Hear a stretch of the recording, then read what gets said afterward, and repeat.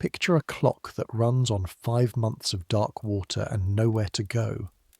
Now fill it with the smell of wet sheep, fermenting cabbage, and wood smoke so thick it lives in your hair for weeks. Add roads that aren't roads anymore, just channels between fields where the earth has decided it's tired of being walked on. Add a village of 300 souls who haven't seen a stranger since October. Add the sound of a church bell so old its iron has gone soft, ringing across fog so dense the sound doesn't travel so much as fall to the ground. That's eastern Galicia in the early 1920s, right on the edge of what used to be an empire and is now something nobody quite has a name for yet. A village called Veliki Kodaki, which translates roughly to big footsteps, though the irony of that name will not be clear to you until you've tried to walk half a kilometre through late March mud and arrived at the other end without one of your boots. It is a place where you could watch the sun rise over the Carpathian foothills in July, all golden mist and larks rising from the rye, and think, this is the most beautiful thing I have ever seen. And then you could watch that same field in November, when the rains have come and the frost hasn't, and understand that beauty is seasonal and mud is not. A place where people keep their cows in the house, not in a barn attached to the house, in the house. The warmth is shared, the smell is shared. Everything is shared in Veliki Kodaki, including the mud you track inside. A place where the nearest doctor is 12 kilometres away in Horodenka, and 12 kilometres in mud season is not a number. It's a philosophy, a test of character, a cause of death. We're going back there tonight, not as tourists looking at embroidered shirts in a folk museum. We're living it. One autumn, one winter, one spring. One young man from the city who has no idea what he's walked into. Everything he would have felt, smelled, feared, and survived. I make these history stories. Honestly, at this point I'm not sure if you're listening for sleep, or if you've developed a specific thing about listening to someone describe mud at length while you're trying to fall asleep. Either way, I'm not judging. Get comfortable. Take the socks off if that's what you do. Close your eyes. Here we go. The wagon stops at the edge of the village and you immediately understand why the driver refused to take you any further. He's been gripping the reins with both hands for the last 3 kilometres, leaning back slightly, jaw tight, the way a man does when he's holding a large animal back from a decision that the animal is absolutely prepared to make.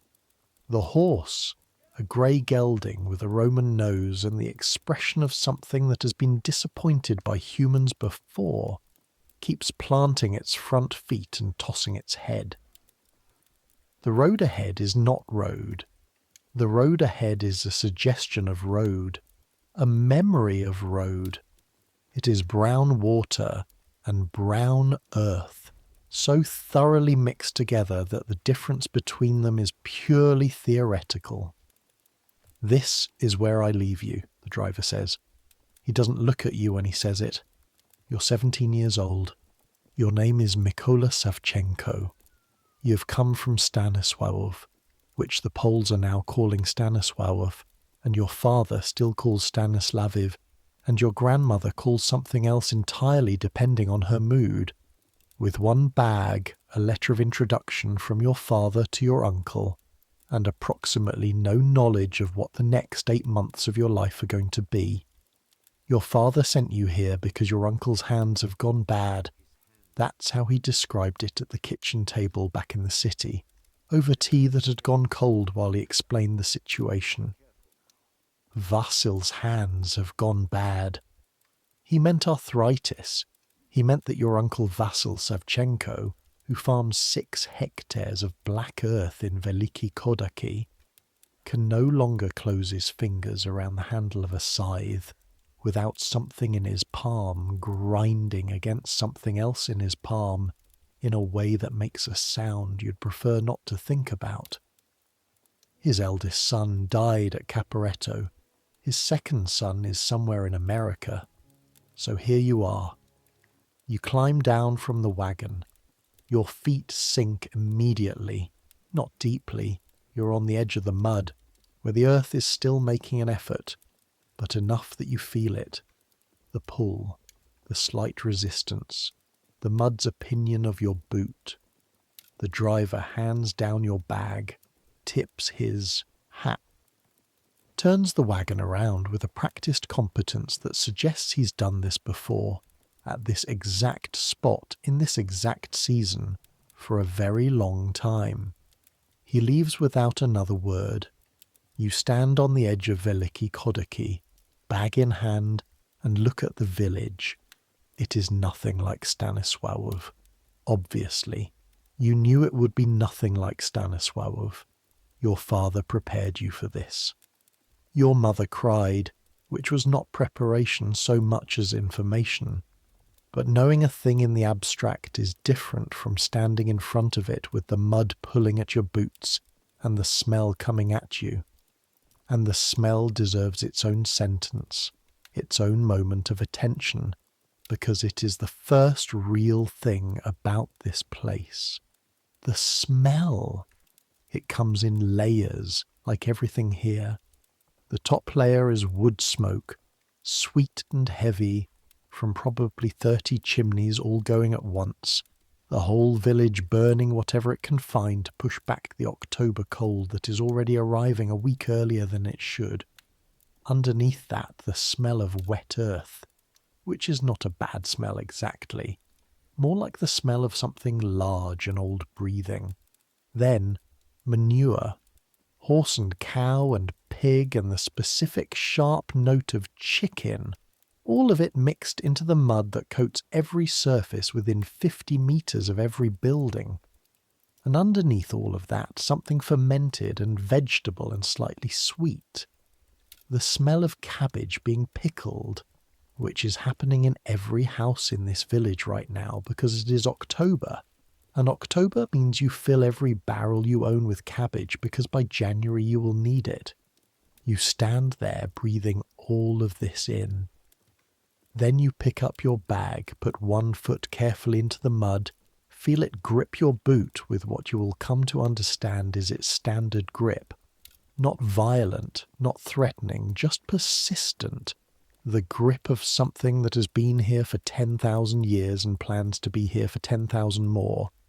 And you walk toward the village. Your Uncle Vasil meets you at the gate of his property, which is a gap between two fence posts where the fence has given up. He is a large man, wider than your father, though they have the same face, with hands that confirm everything your father told you. They are enormous hands, farmers' hands, built over 40 years for gripping and pulling and lifting. But they hang at his sides in a particular way now, slightly curled, the fingers not quite closing, and when he reaches out to take your bag from you, he does it with his forearms rather than his hands, using the crook of his elbow, and you understand that the word bad was doing a lot of work. You look like your father, he says, which is neither compliment nor complaint. People say so, you say. Can you work? Yes? You'll find out tomorrow whether that's true.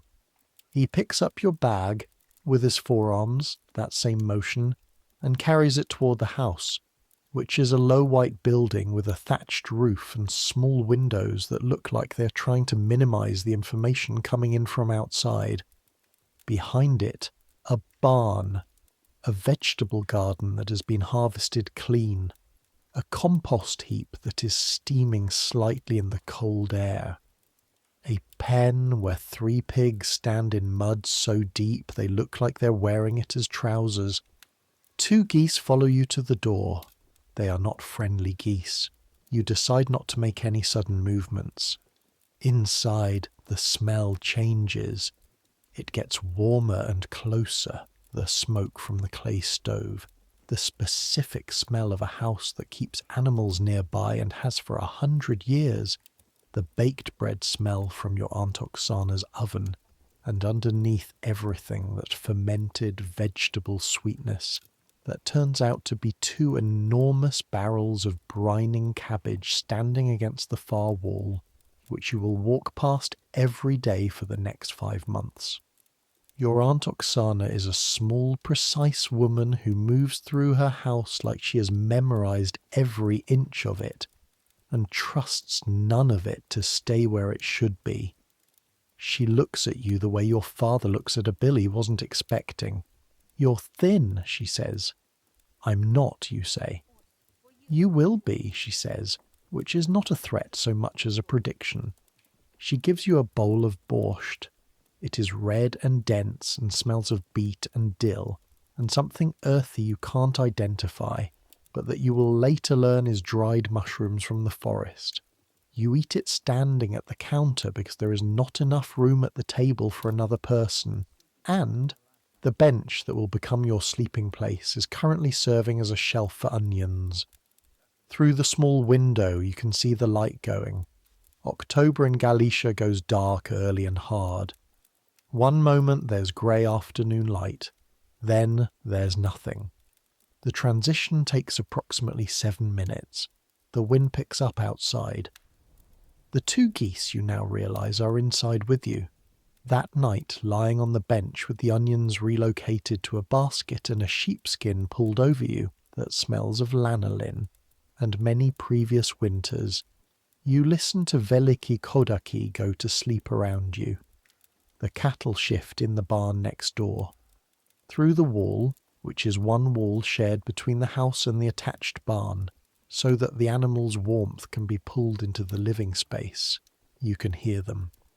The soft grinding of teeth on hay, the occasional thud of a hoof on earth floor, the long, low exhale of a cow thinking about nothing in particular. The pigs have quieted. The geese are unaccountable. Outside, rain. Not a dramatic rain. Not the kind of rain that makes a statement. Just the slow, patient October rain that says, "I'm here now, and I'll still be here in March, and everything you were hoping to accomplish outside is going to take twice as long." You lie there and stare at the ceiling, which is low and blackened by decades of smoke, and you think about Stanisław, about the apartment on Trzeciego Maja Street, the smell of coffee from the cafe below, the stone buildings, the tram. Stanisław has a tram. Veliki Kodaki has geese and 8 months of rain. You fall asleep before you finish that thought, which is probably for the best. Let me tell you something they don't teach you in any school in Stanisław, or Lwów, or Krakow, or anywhere with paved streets and gutters that work.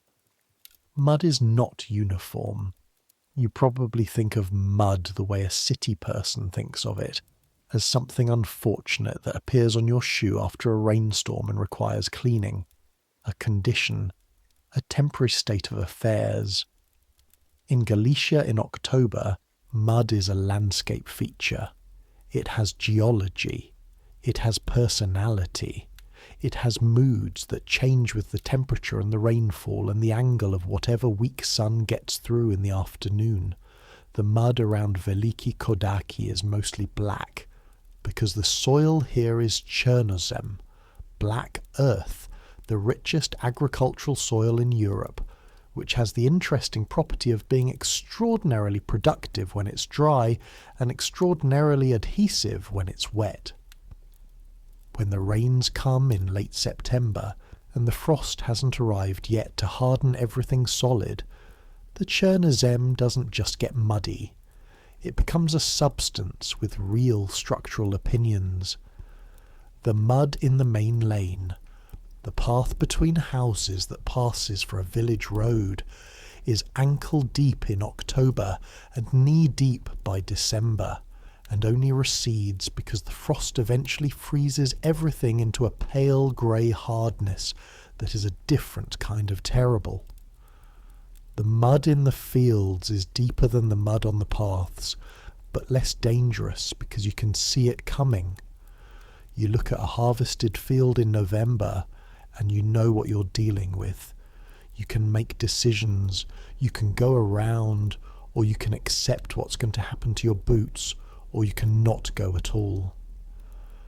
The mud in unexpected places is the real problem.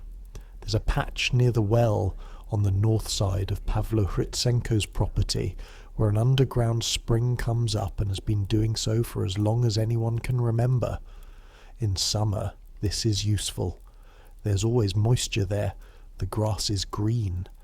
In mud season, it becomes a zone of unreliable ground that has swallowed 3 pairs of boots in living memory, and once, according to your Uncle Vasil, with an expression that suggests this is not exaggerated, an entire small cart. There's a stretch of the path to the forest, where you need to go for firewood, for mushrooms, for everything the village can't grow, where the path runs between 2 low fields and both fields drain onto it, and what you end up with by November is not a path but a trough, a channel of mud 40 centimetres deep that you have to navigate by taking very deliberate, very careful steps and accepting that each one is going to sound like someone pulling a large boot out of a smaller boot. You learn this on your 3rd day. Your Uncle Vasil is watching you, standing at the edge where the path begins to get bad, his arms folded in that particular way he has, not crossed at the chest but held low, the hands inside the crook of his elbows, which you now understand is his resting position. Smaller steps, he says. You are up to your mid-shin in mud. Both feet never off the ground at the same time, like an old man walking on ice. You try smaller steps. The mud makes a sound that is equal parts embarrassing and alarming. Don't fight it, he says. It wins. This, you will come to understand, is your uncle's entire philosophy of mud season, and also probably of life. Don't fight it. It wins. Your hands are what first show you the reality of what you've agreed to. By the end of the first week, the skin between your fingers has cracked. Not broken. Cracked. Small lines appearing in the skin because the cold and the constant exposure to water and mud and the rough surfaces of everything on a farm have found all the places where your city skin has no defences and opened them like seams. They don't bleed. Not yet. They just ache in a specific, constant way that is not sharp enough to be a real pain, but is present enough to be a real fact, a low background noise of discomfort that you'll hear for the next 5 months. Your Aunt Oksana notices on the 4th day. She takes your hands without asking, turns them over, makes a sound that suggests professional assessment rather than sympathy, and goes to a shelf above the stove where she keeps a collection of small clay pots. She gives you something that smells of rendered fat and some herb you can't identify, something green and astringent, and tells you to rub it into the cracks every night before you sleep. It helps, not immediately, but by the 2nd week the cracks have stopped getting worse. What is it, you ask? Fat and comfrey, she says.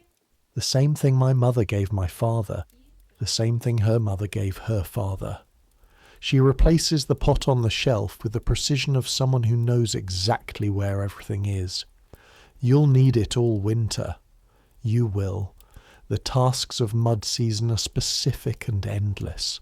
Every morning starts the same way. You're up before light. In October this means about 5:30, and as the weeks pass it creeps earlier because the sun keeps deciding to arrive later. And the first thing you do is what your uncle calls making the round. Making the round means checking the animals.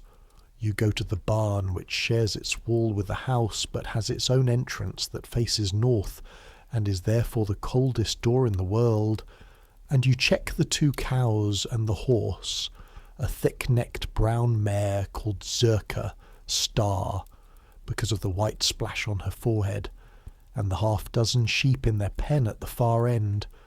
You check for injuries, for illness, for the specific lassitude that in a large animal means something is wrong with its digestion. You check that the water hasn't frozen in the trough, which in October it hasn't yet, but which by December will be a genuine daily battle. You refill hay.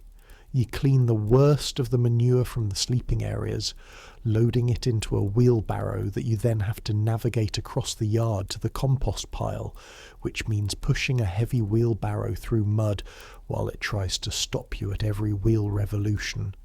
The wheelbarrow weighs nothing. The mud adds weight. By the time you've done this twice, you've worked your arms in ways that they were not prepared for, and your shoulders have opinions about this. Then, water. The well is 30 metres from the house. In October, 30 metres is a manageable walk. By December, 30 metres is an exercise and commitment.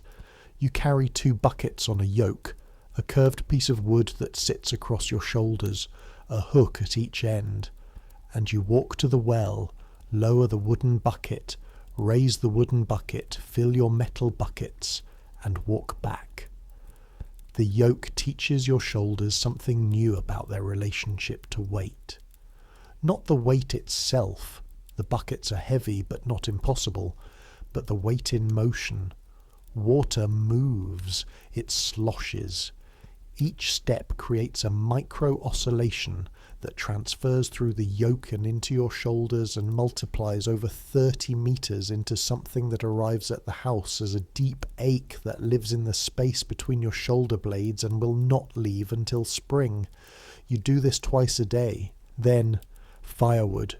You split it in the yard behind the house, or you carry it from the woodpile to the house, or you go to the forest with the cart and Zirka and your uncle and you cut it, which is a whole different story involving a 2-handled saw that requires 2 people to operate, and a cold forest and your uncle directing the cuts with his forearms, because his hands won't cooperate and you doing the actual gripping. The axe. Let's talk about the axe for a moment, because the axe is the first tool in your life that treats you honestly. The axe doesn't care that you're from Stanisław. It doesn't care about your father's apartment on Trzeciego Street. It doesn't care that you went to school and learned to read and write in 3 languages. The axe requires that you hit the wood in the right place, with the right force and the right angle, and if you do this correctly, the wood splits with a sound like a book being closed decisively, and the 2 halves fall away clean, and you can do it again. If you do it incorrectly, the axe sticks in the wood and you spend 30 seconds working it loose, and your uncle watches and says nothing, which is worse than if he said something. By the end of October, you're splitting wood correctly approximately 60% of the time. By the end of November, 80%. By December, you don't think about it. Your hands know. The village itself, Veliki Kodaki, is not large, maybe 60 households, maybe 300 people, though the number shifts because people are still moving around in these years. The war took some, America took others. The new Polish administration created paperwork that has made some families technically in one place and practically in another. The village has a Greek Catholic church, squat, whitewashed, with 3 domes that were painted blue once and are now a kind of weathered grey-green, and a well, and a tavern that is also a store that is also occasionally a meeting place, that is run by a man named Schloime Goldenberg, who is Jewish, who has been here longer than anyone can remember, whose family has been here longer than the church. Schloime is 50 years old, and has a grey beard and an expression of professional neutrality that he deploys in all circumstances. He sells salt, tobacco, vodka, paraffin for lamps, and occasionally goods that arrived from somewhere, and that nobody asks too many questions about. He extends credit in winter and collects it in summer, and the balance of this has kept him in business through 2 regime changes and 1 very serious fire.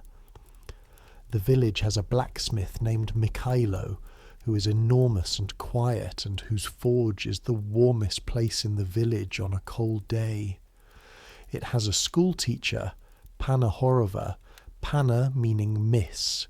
She is perhaps 30. She came from somewhere else. She's teaching the children of Veliki Kodeki in a converted grain store and will never quite stop looking like someone who expected a different assignment. It has a midwife, Baba Helena, who is ancient in the way that certain useful things are ancient. You couldn't say exactly when it started, just that it's been going on as long as anyone knows. She's small and bent and has hands like knotted roots, and has delivered approximately every living person in the village. It has a priest, Father Makola, the same name as you, which your uncle finds funny and which Father Makola himself treats with theological seriousness, who is round and worried and prays more hours a day than seem strictly necessary even by the standards of a village priest. And it has 300 people living between these few points, doing what people in Galician villages have always done: farming, arguing, surviving, gossiping, dying, being born, praying, drinking, and watching the mud with the specific wary attention of people who know that the mud is not a problem to be solved. It is a condition to be endured. By November, you have a routine. You wouldn't call it comfortable, but you would call it known. The morning round, the water, the wood, the specific tasks your uncle sets you, mending fences where the autumn storms have knocked them loose, repairing the roof where a section of thatch has thinned, cleaning and sharpening the tools that spent summer cutting and need to spend winter being ready for next summer. Your uncle supervises with his words. He can't demonstrate. His hands won't allow the grip. But he carries 40 years of knowledge in his head and delivers it in a particular way, not with explanations, but with corrections. You do something, he watches, he says what's wrong. He doesn't say why. You figure out the why yourself. This is, you slowly understand his theory of teaching. Less angle, he says, watching you sharpen a scythe blade. You adjust. He watches. Silence. Which means you got it right. Oksana teaches differently. She teaches through narration, a constant low-level account of what she is doing and why, delivered not to you specifically, but to the air in front of her while she works. You absorb it sideways. You learn that the cabbage in the barrels needs to be pressed down with a stone every 3rd day, or it will rot from the top. You learn that the rye flour and the wheat flour are stored separately, and the rye is for everyday bread, and the wheat is for guests and for church days. You learn that the fat rendered from last year's pig must last until the new pig is killed in December, and that you must account for this in every meal.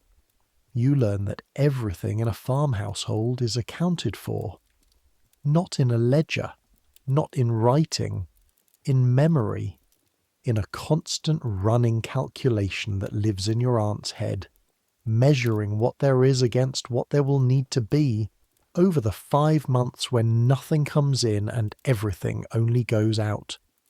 This is the mathematics of mud season, not profit margins, not the difference between the asking price and the cost price. The difference between what you stored in September and whether you're hungry in March. It is not abstract. The cold arrives in November properly, not the frost yet. That comes in December. But the cold that is wet and grey and settled, the kind of cold that gets into buildings through gaps you didn't know existed, and that makes you aware of every inadequacy in your clothing. Your clothes are not adequate. You came from Stanisław with city clothes, good enough for Stanisław. Here they are ambitious. Your coat is too thin. It was made for a city where you go from building to building and the outdoors is a transitional space. Here the outdoors is the space where you spend most of your day, and what the coat needs to do is more than it was designed for. Your Aunt Oksana looks at your coat on the first cold morning. You came inside and she could see your hands shaking slightly and says nothing immediately. She goes to the chest in the corner, the one with the painted flowers that has clearly been in this house for a very long time, and she takes out a sheepskin coat. It is not beautiful. It is a sheepskin coat that belonged to someone larger than you, altered imprecisely, with a smell that has no relationship to anything you've encountered in Stanisław. It smells of sheep and old leather, and the specific bodily warmth of many previous winters.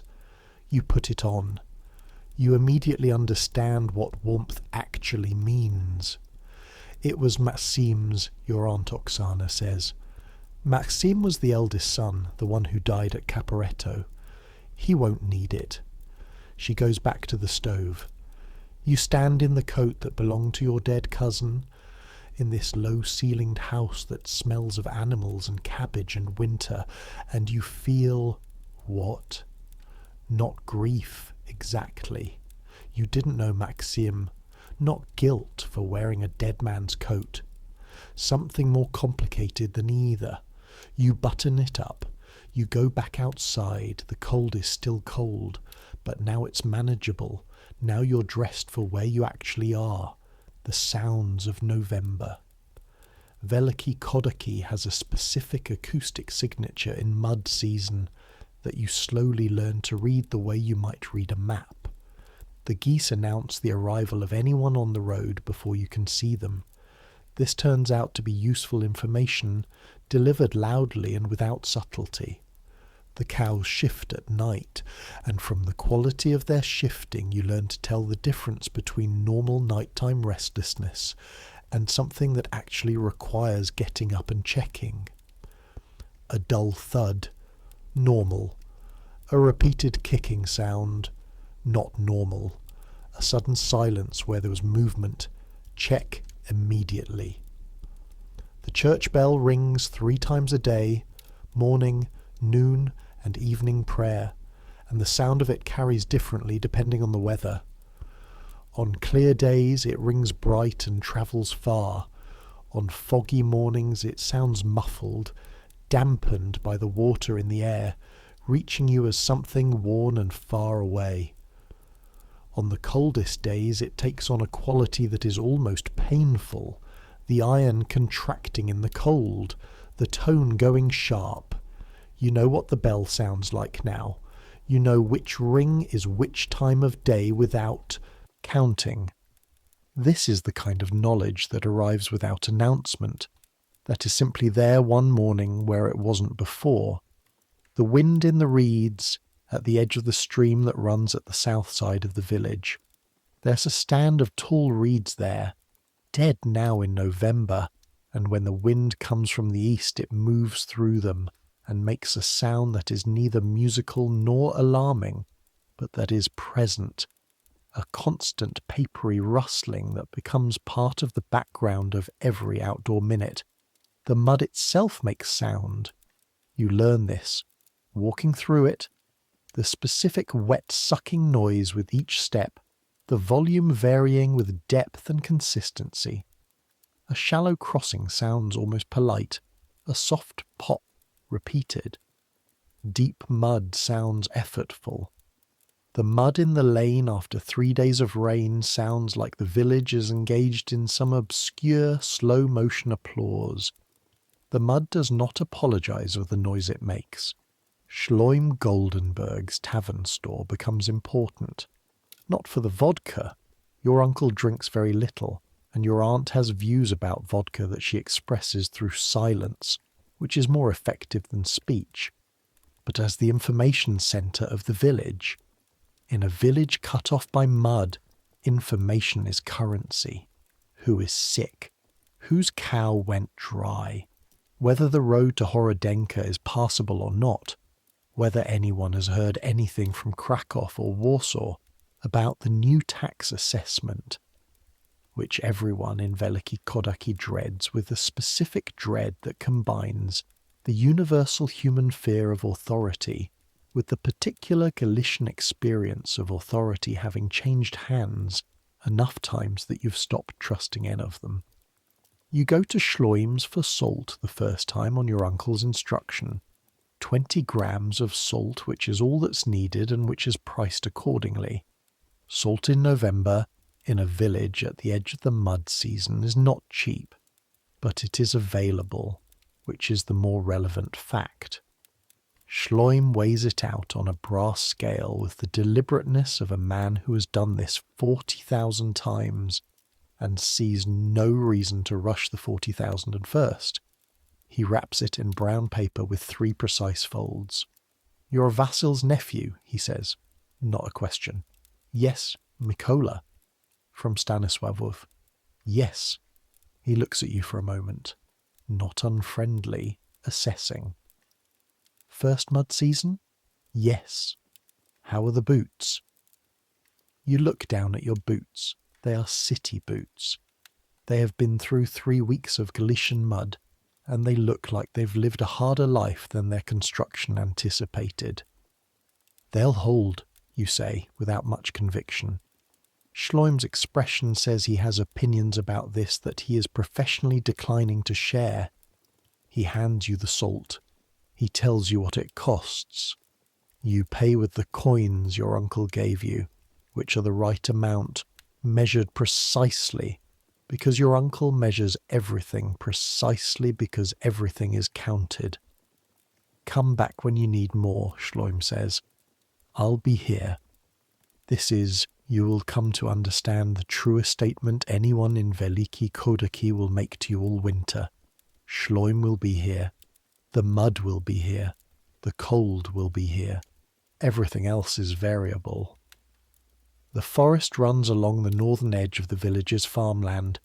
A proper forest, old-growth beech and oak and hornbeam, the kind of forest that has been here since before the village existed and that regards the village as a temporary intrusion. You go there for the first time in early December with your uncle, a 2-handed saw, the cart, and Zirka. The horse is sensible about mud in a way that humans are not. She picks her way along the forest track with a specific, delicate attention that is at odds with her solid build, placing each foot carefully, weight transferring gradually, reading the ground through her hooves in real time. When she hits a patch that's uncertain, she slows. When the cart behind her threatens to slip sideways, she adjusts her angle with what seems like understanding. Your uncle doesn't guide her much. She knows this road.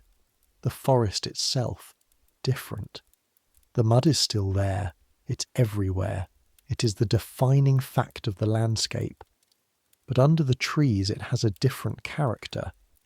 Darker, because less light reaches it. Colder, because the canopy holds the cold close, even after the sun has moved.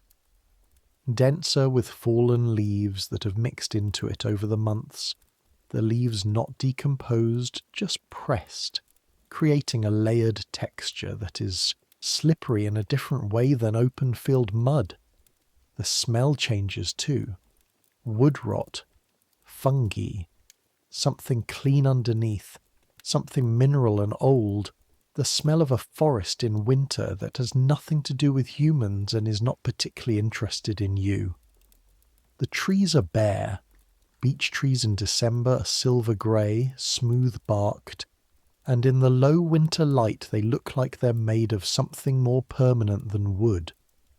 Between them, shadows and more shadows, and the occasional sound of something moving that you will not see. "Dear," your uncle says, not looking up from assessing the tree he's chosen, How do you know? Sound of the step, too light for a boar, too fast for a human. He positions himself at one end of the two-handled saw, you at the other.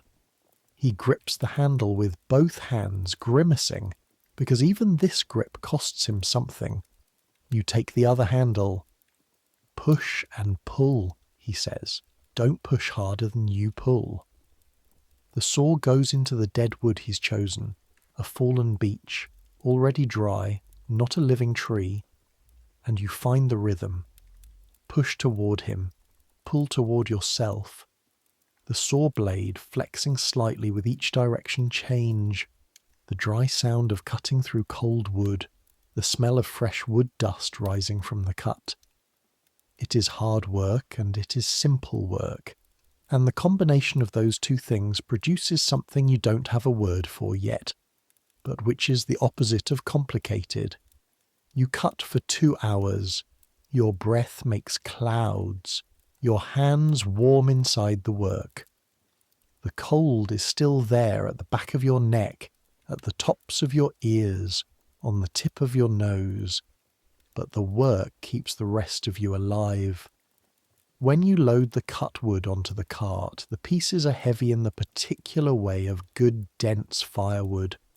Not the weight that is difficult, but the weight that is satisfying, that you feel in your palms and forearms as a solidity that means this wood will burn long and hot and keep you alive for the next 3 weeks. Zerka doesn't wait for the command to start moving home. She starts moving when the weight of the last piece settles on the cart, as though she's been calculating the loading herself and has confirmed it complete. Your uncle climbs onto the cart. You climb on too. The horse picks her way back through the forest track, the mud, the field edges, and into the yard of the farmhouse, where the warmth coming from the barn wall is already detectable from 3 meters away. December brings the first hard frost. This is a complicated event. On one hand, the mud freezes. Roads that were impassable become hard. Movement becomes possible. The world goes grey-white and crisp, and you can hear your own boots on the frozen ground, a clear, sharp sound after weeks of that wet-sucking noise. The sky on frost days is a blue so deep it seems like a different blue from what you knew in the city. Harder, more serious, a blue that means business. On the other hand, the water freezes. The well is fine. Deep water doesn't freeze until the cold goes very deep. But the trough in the barn freezes every night, and every morning you break the ice with a heavy iron rod your uncle keeps for this purpose, shattering the grey disk of ice and breaking the pieces up so the animals can drink.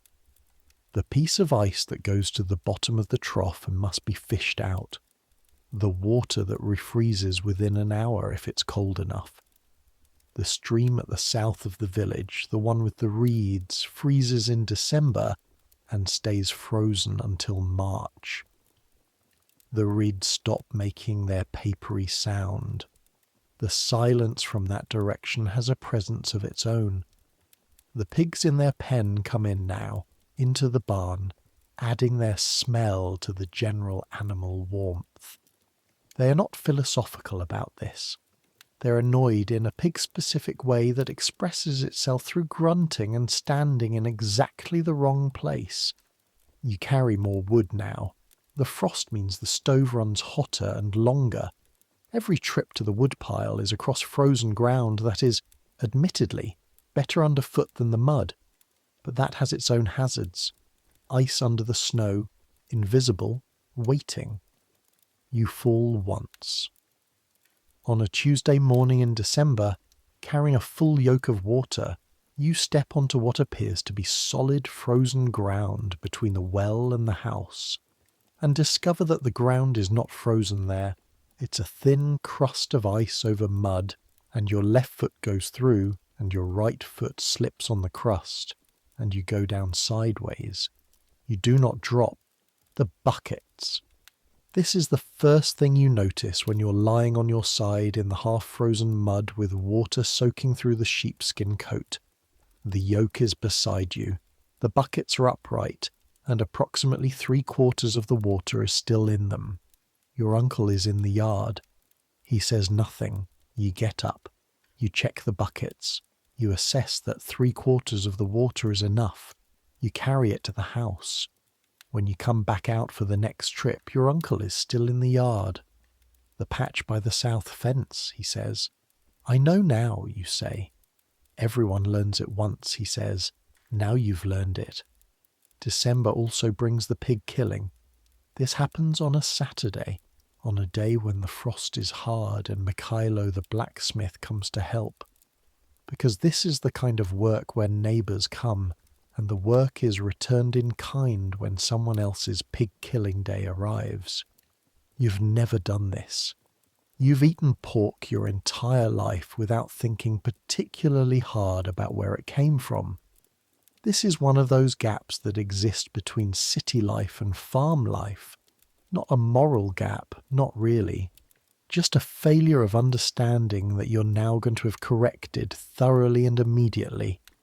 The pig is not given information about the plan. The pig weighs approximately 120 kilograms and has opinions about everything. When Mikhailo and your uncle approach its pen on Saturday morning, the pig expresses its opinion at volume. This is not a peaceful process.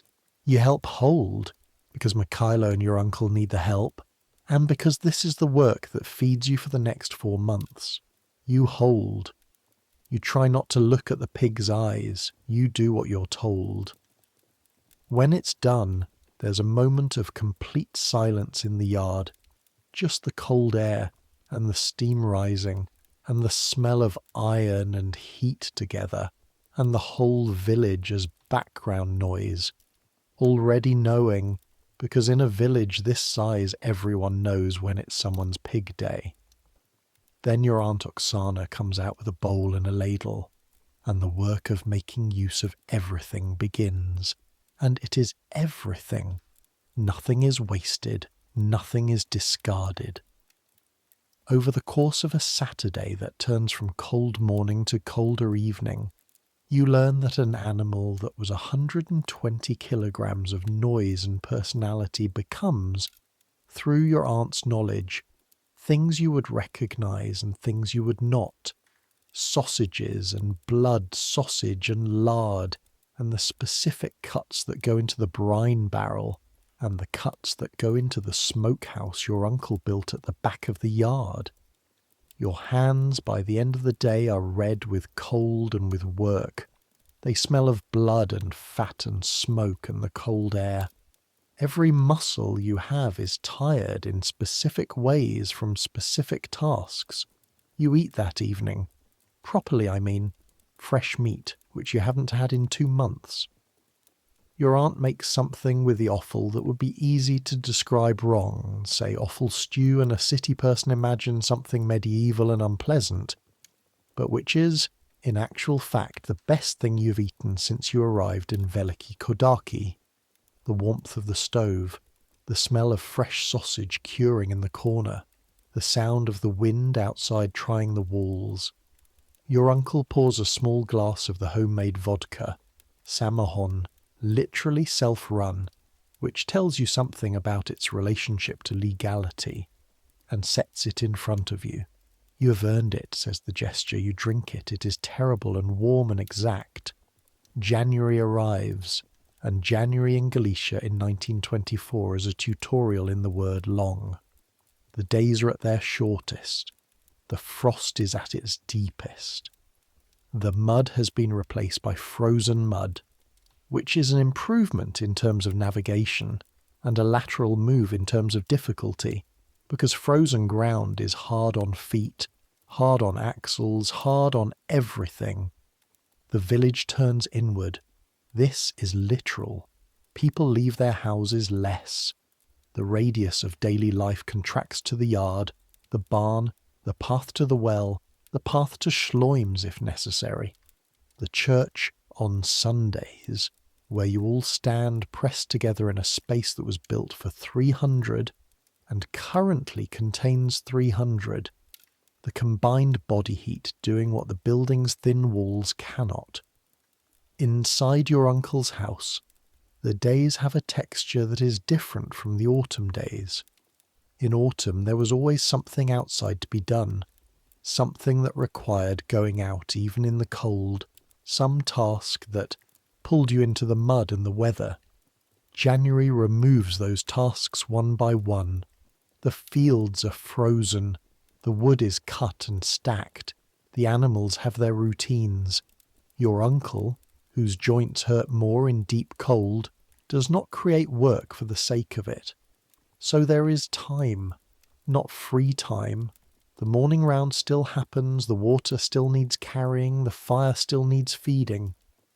But time around the edges of necessity that in summer would be filled with the next task, and now has nothing to fill it with but sitting and thinking and talking and the specific activities of a household in winter. Your Aunt Oksana mends and sews. She does this with a focus that makes conversation peripheral. She will answer if you speak to her, but her attention is on the cloth, on the needle, on the hem of the thing she's repairing or the new thing she's constructing. You learn to fix harness. Your uncle teaches you this in January, sitting beside the stove, his curled hands directing while you do the work. The stitching of leather, the proper way to repair a broken buckle, the assessment of where the wear has gone deepest. Harness is expensive and leather is durable, and a harness that is maintained will last 20 years. A harness that is neglected lasts 3. Every stitch, your uncle says, watching you push the heavy needle through the leather, which requires more force than you expected and leaves specific marks on your palm from the thimble, is a day in May when the horse doesn't stop. You don't understand this the first time he says it. By March, you will understand it exactly. The evenings in January are the long ones. After supper, after the work is as done as it gets, there is the fire and the dark outside and the particular intimacy of a small house in deep winter. Your uncle tells stories, not to you specifically, to the room, in the way of someone who's been telling these stories for 40 years and has refined them to the point where they need very little effort, where they arrive with the economy of something that has been stripped of everything unnecessary and is now just the thing itself. He tells stories about the village before the war, about his father's farm, about a winter in 1910 when the mud season lasted 7 months, 2 more than usual, and the road to Horodenka was not passable from October to May, and a man named Pavlo, not the current Pavlo Ritsenko, his grandfather, another Pavlo, the village has always had a Pavlo, tried to walk to Horodenka in February to get medicine for his wife, and was found in the mud 3 kilometers from the village, not dead but close, frostbitten in both feet, and was carried back by 2 men who happened to go looking for him. The wife recovered. Pavlo lost 2 toes. The mud, your uncle says, with a finality that suggests he said this before, doesn't forgive impatience. Your Aunt Oksana, without looking up from her sewing, nothing does. You get sick in February. This is apparently traditional. Almost everyone gets sick in February in Veliki Kodaki, because by February the vitamin deficiencies of winter have been accumulating for 4 months, and because you've been in the same enclosed space with the same people and the same animals for 4 months, and because February in Galicia decides that if it's going to be the worst month, it's going to be thorough about it. What you get is not serious. A chest thing. A cough that settles in behind your sternum and stays for 2 weeks. Not threatening exactly, but definite. Your throat aches. Your head aches. everything has the quality of something that has been waterlogged. You still do the morning round. You still carry the water. Your Aunt Oksana makes you drink something hot and terrible twice a day. Some preparation involving dried elderberries and something that smells of camphor and possibly also of regret. And after 2 weeks the cough retreats. But the 2 weeks themselves teach you something. When you are sick in Stanisław, you go to the pharmacy. There is a pharmacy on Legionov Street, and it has glass jars and porcelain counters and a pharmacist who wears a white coat, and he gives you things in labelled bottles. There is a doctor, if needed. There is a hospital. The city's infrastructure wraps around you when you are sick and holds you. In Veliki Kodaki in February, there is your aunt's shelf of clay pots, and your uncle's conviction that February is the month you get through by being obstinate about it. The road to Horodenka to the doctor is not passable. The frost has come and gone twice in February, which means the mud is back, not as deep as November's, but back and unreliable, and the specific section near Hritsenko's property with the underground spring is reportedly worse than ever. You are not badly enough sick to try the road. You understand now, lying on your bench at night with the cough and the ache, what it means to be badly enough sick to try the road anyway. You understand it in a way that is not theoretical. Baba Halina comes to check on you on the 5th day. She comes to check on everyone who is sick, apparently. This is what she does in winter, in between the other things she does. She is the village's system of care, embodied in a small bent woman with root-knot hands and a black wool shawl that she wears as though it is permanently attached to her. She puts her hand on your forehead without asking, puts her ear against your back and listens while you breathe, on command, looks at your tongue. Lungs are clear, she says. It's the chest wall, the muscles. She gives you something from a leather pouch she carries, dried something in a twist of cloth to be made into tea. It smells of something you don't recognise. Will it work, you ask? She looks at you with the expression of someone whose relationship with that question has become, over many decades, complicated.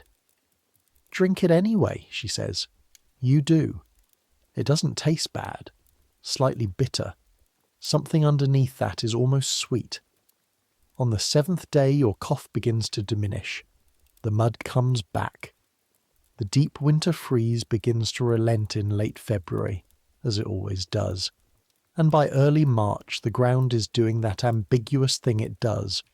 Frozen in the mornings, softening by afternoon, refreezing at night, each cycle working the soil deeper and deeper until the freeze can no longer hold, and everything releases at once.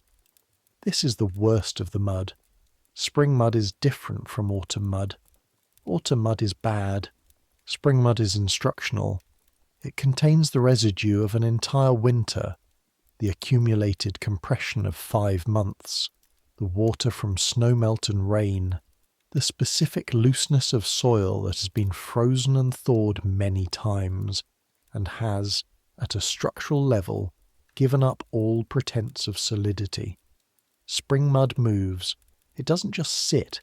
It flows, slightly, in low areas, finding new paths, seeking the stream and the ditches with a determination that suggests it has somewhere to be. Boots go in deeper. The pulling out sound is louder. The recovery is harder, and it is in this mud, on a Tuesday in the 2nd week of March, that your uncle makes the decision that you will look back on for the rest of your life. He decides to go to Horodenka. He needs to go because there is a man in Horodenka who owes him money. Not a large sum. Enough, though. Enough to matter. From before the winter, a transaction from September that was supposed to be settled in autumn and wasn't, and which your uncle has thought about every day since then with the focused resentment of a man who keeps accounts in his head. "I'll go with you," you say. "You'll stay here," he says. "The road to Horodenka." "I know the road. Vasil." This is your aunt from the stove, not looking up. "It rained last night. It rains every night. It rained harder last night. I know the road." He's pulling on his coat, the big coat, the second coat he keeps for going out in the worst weather, layered over the everyday coat. "I'll take Zirka." Your aunt says nothing else. This is not agreement. This is her having said what she needed to say, and knowing that saying it again will accomplish nothing. You go to the barn with your uncle to help saddle Zirka. The horse is watching him, her dark eyes tracking his movements with an intelligence that is not quite skepticism but is adjacent to it. She lets herself be saddled. She stands still while your uncle, with his difficult hands, buckles the cinch. It takes him longer than it should, and he does not ask for help, and you don't offer. At the gate he turns to you. "Make sure the fence on the east side gets checked. There's a post that's been moving." "I know the post." "Good." He rides out. Zirka picks her way into the muddy lane with that deliberate, careful step she has. Your uncle sits straight in the saddle, his hands on the reins, and he looks, despite the difficult hands, despite the arthritis, despite everything, like someone who knows exactly what he's doing. They go around the bend in the lane. You stand at the gate until you can't hear the horse's hooves. He is back in 4 hours, the money in his coat pocket. The road, he says, was bad but passable. Barely, in the section near the stream crossing, where the water was high and the ford had gone wide and shallow, and Zirka went through it with the water above her fetlocks. But passable. The man in Horodenka looked embarrassed and paid without argument, which your uncle says means the man was ready to pay and had been waiting to be asked, which was a lesson about waiting. He's cold when he gets back. His hands are shaking, not from the cold, but from the sustained grip on the reins, which cost him more than he'll admit. You take Zirka before he can turn toward the barn, and you unsaddle her yourself and rub her down and give her extra hay, because she has earned it. Your uncle sits in the house with a cup of something warm that your aunt puts in his hands without comment, and he doesn't speak for 20 minutes, and you understand that the ride was harder than he said. But he went, and he came back, and the fence post on the east side, you discover when you check it, has moved about 4 centimetres in the frost thaw cycle, and needs to be reset before it falls over entirely, which you spend the rest of the afternoon doing, working the post deeper into the ground while the mud does its usual thing, and the cold comes down from the north, and the village makes its late afternoon sounds around you. 3 weeks later, the mud is at its worst, not its deepest. November can be deeper, but its worst in the sense of being most deceptive. The mornings freeze it solid, false ground, and by 2 in the afternoon it has softened, and the solid path you walked at 6 a.m. has turned into the thing that wants your boot. It is 11 at night. You're asleep on your bench, or approximately asleep.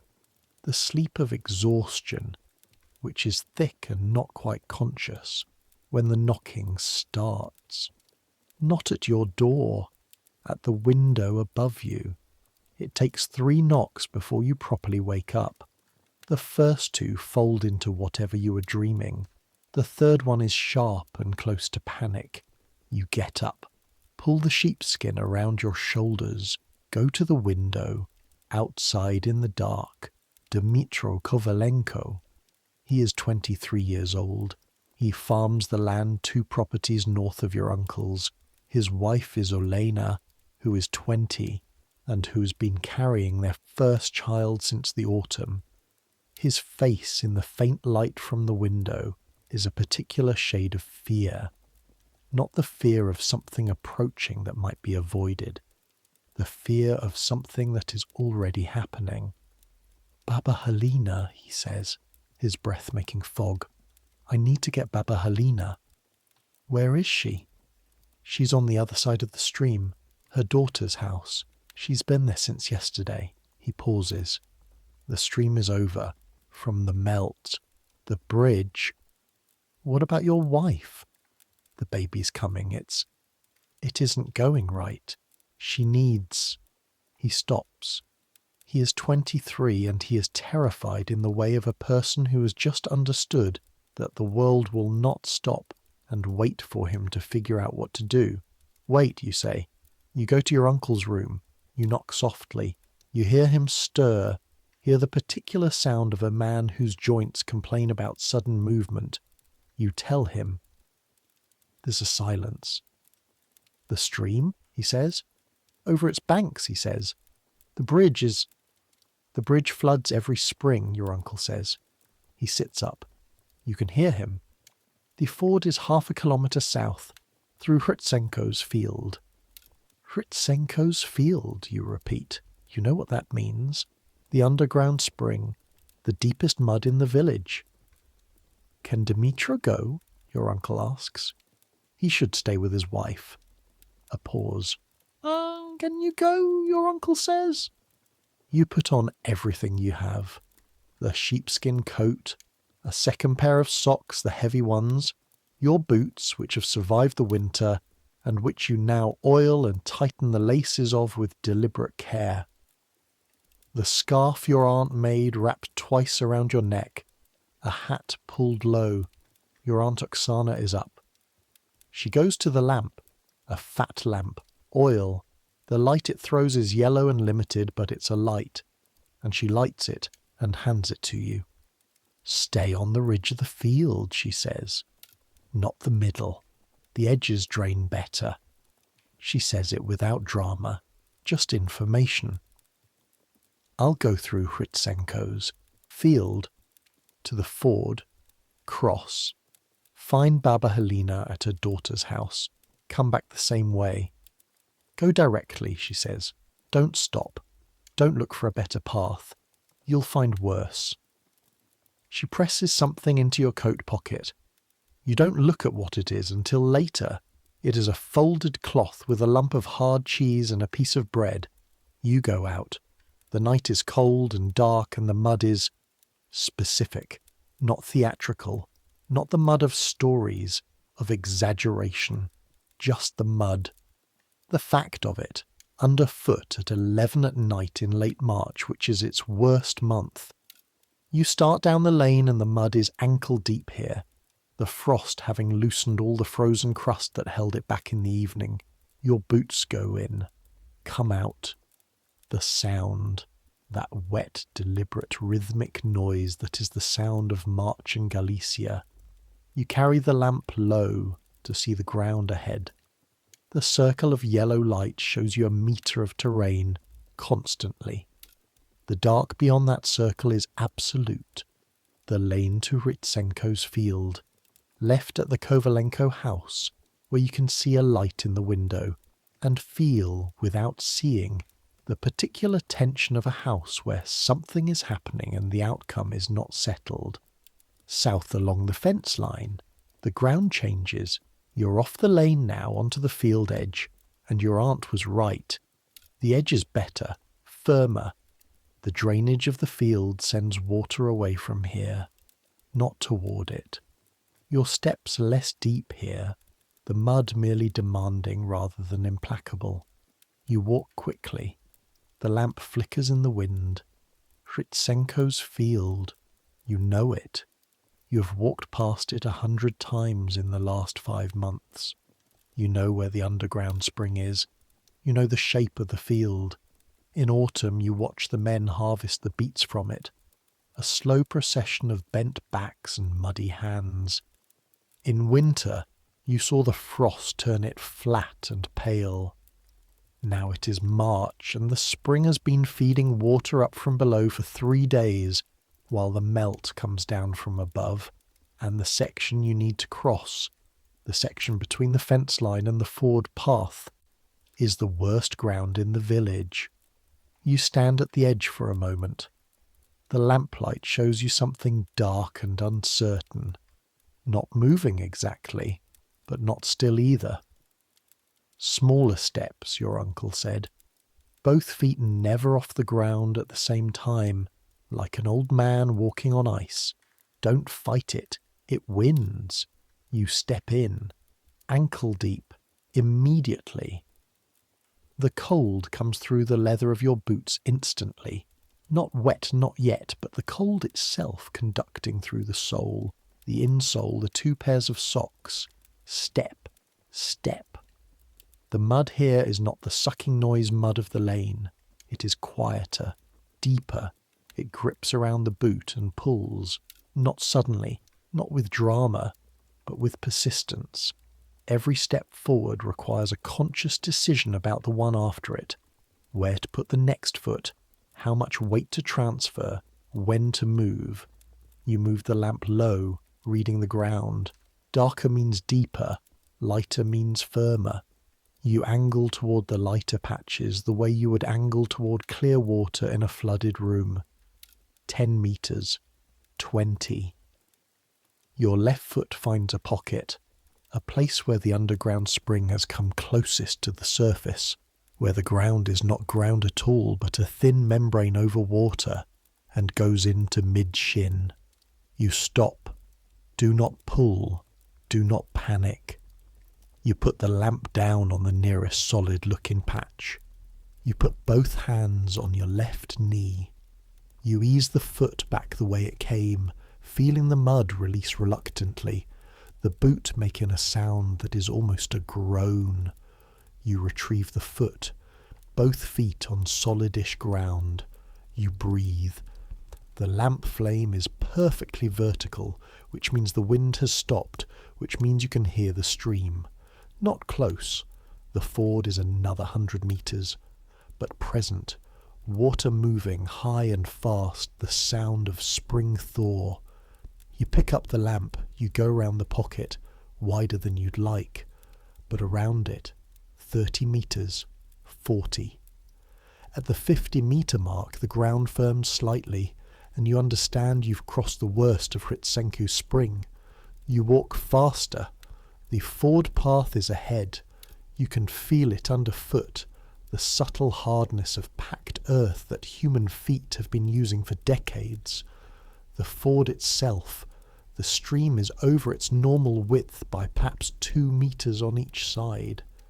The current is strong, but the ford is shallow, and the stones of the ford are still underfoot even if you can't see them.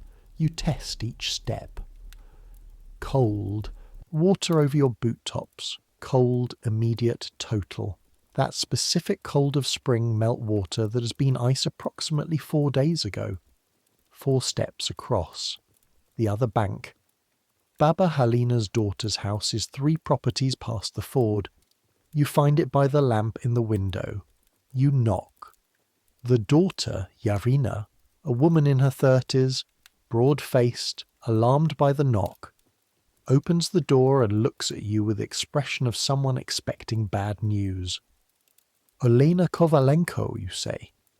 The baby is coming. She needs Baba Halina now. There is a pause. Then Baba Halina is at the door, already putting on her coat. She moves with the efficiency of someone who's been waiting for this knock. Not this specific knock, but the category of knock. The night emergency knock, which she has been receiving for decades. She has a bag. She always has a bag. How long? She asks. I don't know. Her husband said it wasn't going right. She pulls on her boots. They are extraordinary boots, heavy, oiled, with an extra piece of leather wrapped around the ankle that you now understand was added for exactly this kind of night. The ford? Passable, cold.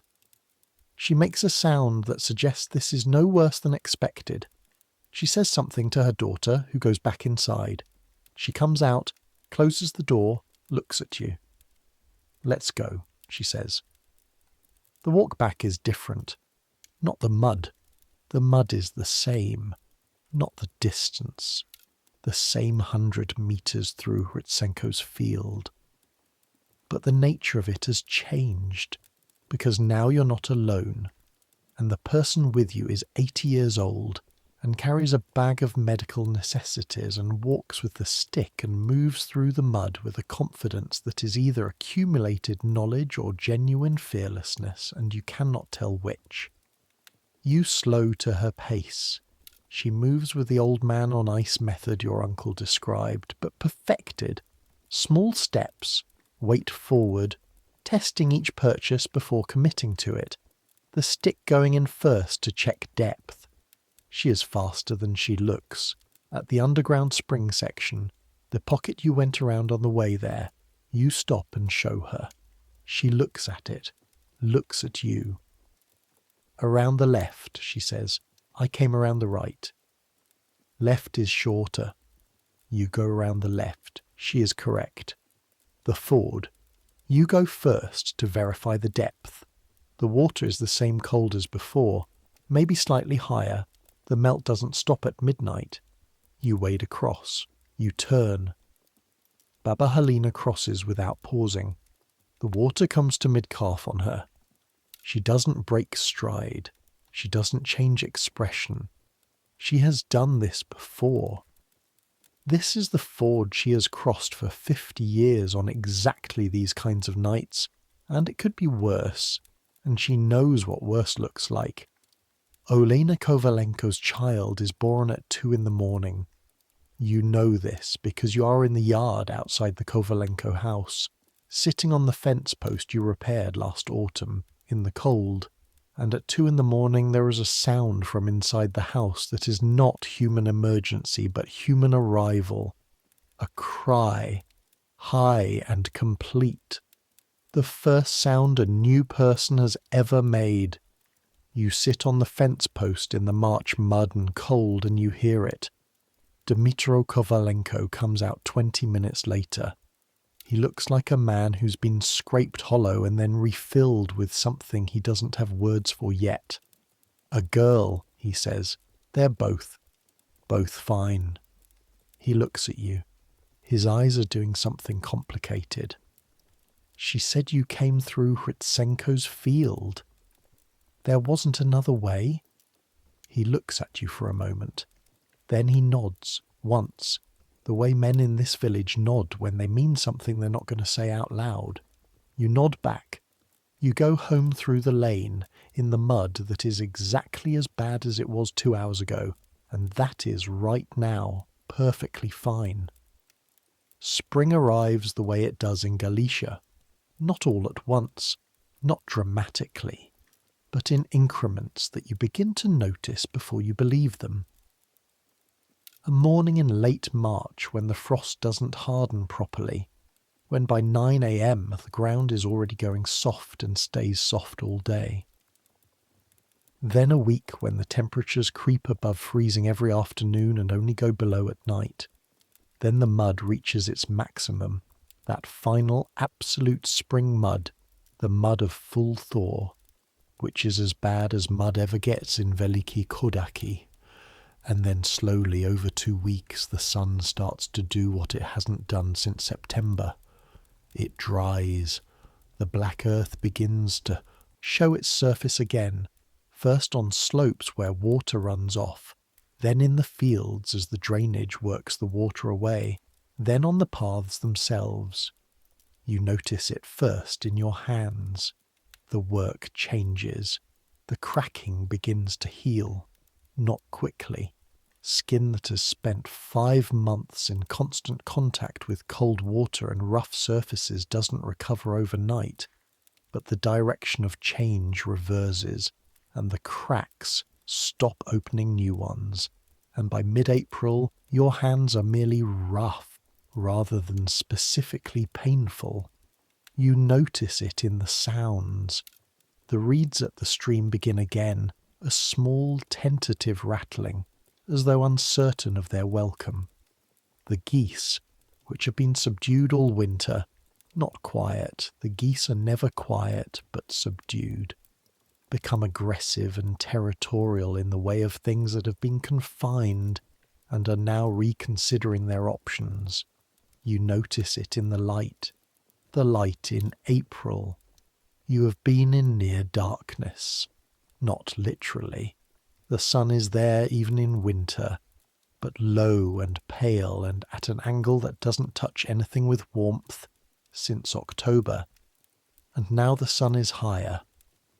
By April it reaches into the yard by 9 in the morning and is still there at 6 in the evening, and what it does to the black earth drying is extraordinary.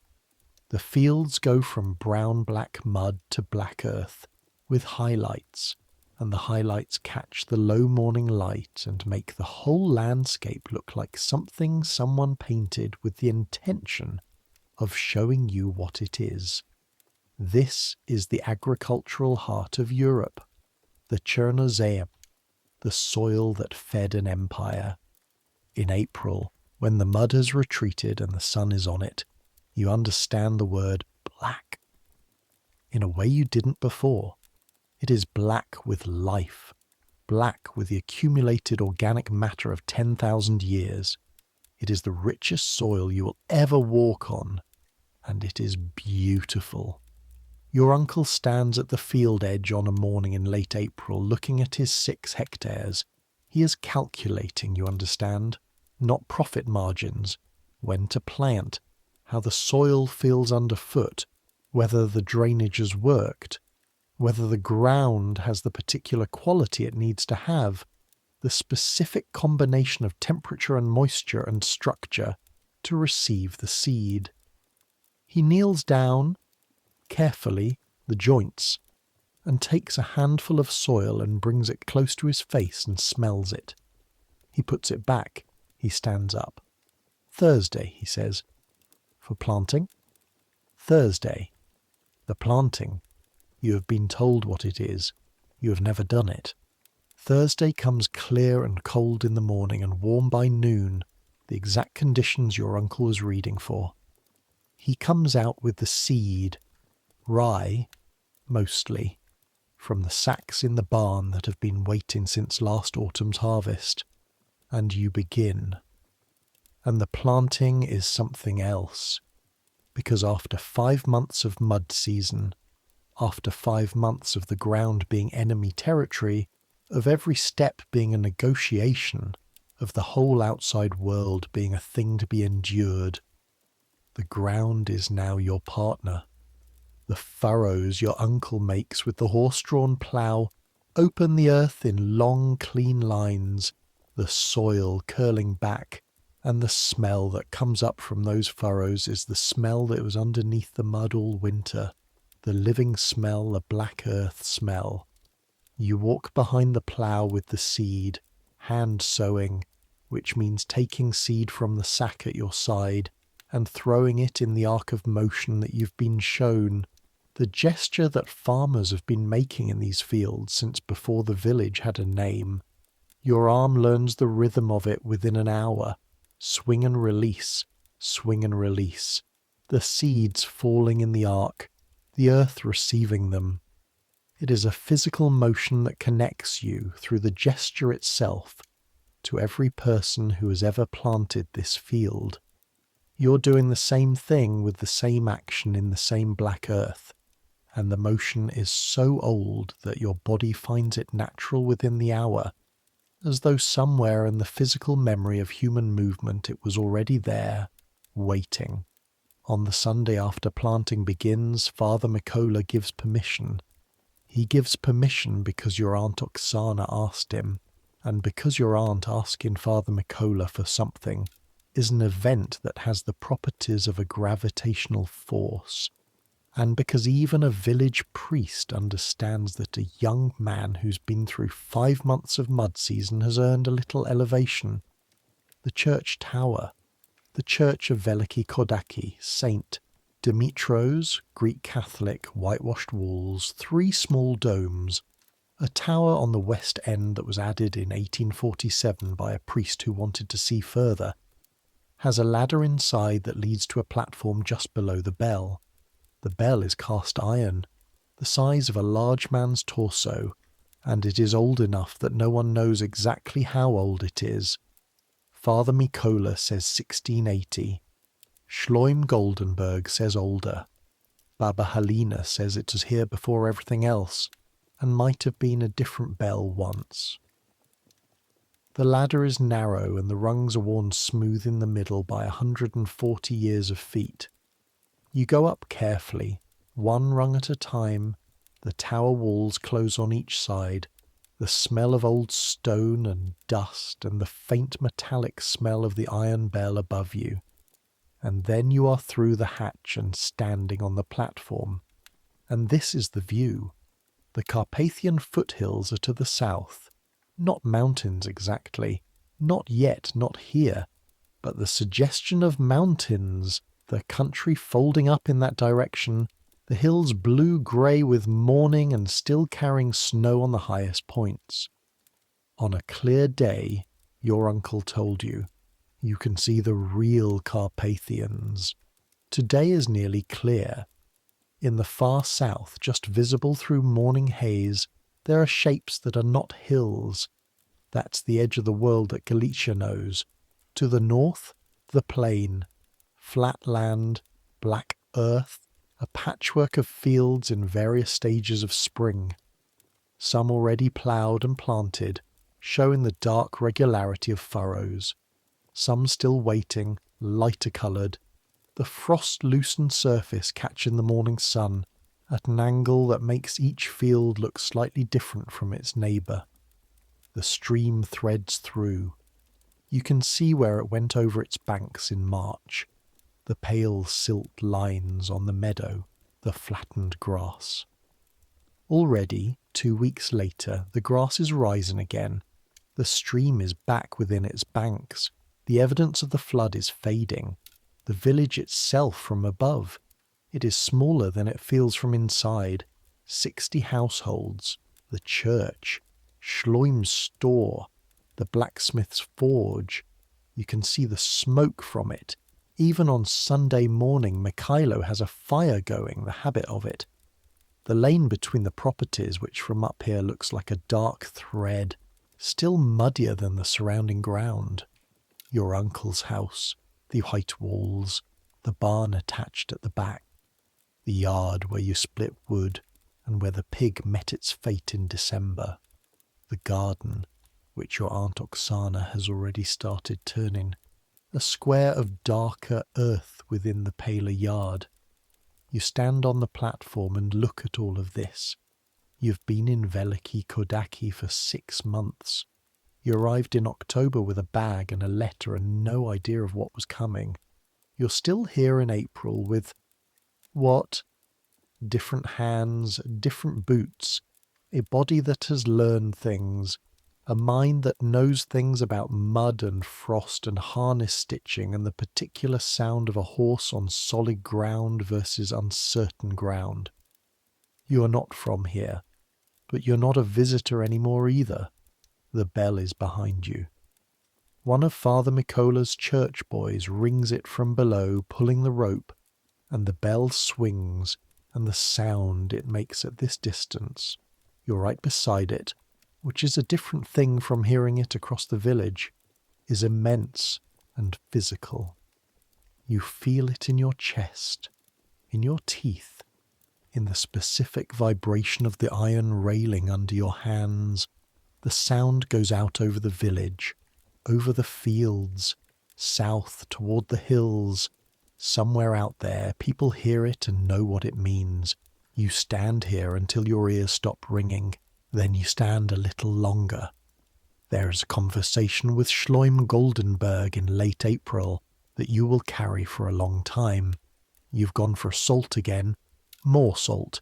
The last of the winter's supply run out faster than expected, and Schloim is weighing it with his usual deliberateness, and the store is quiet because it's mid-afternoon, and Schloim decides to speak. "How was your first winter?" he asks.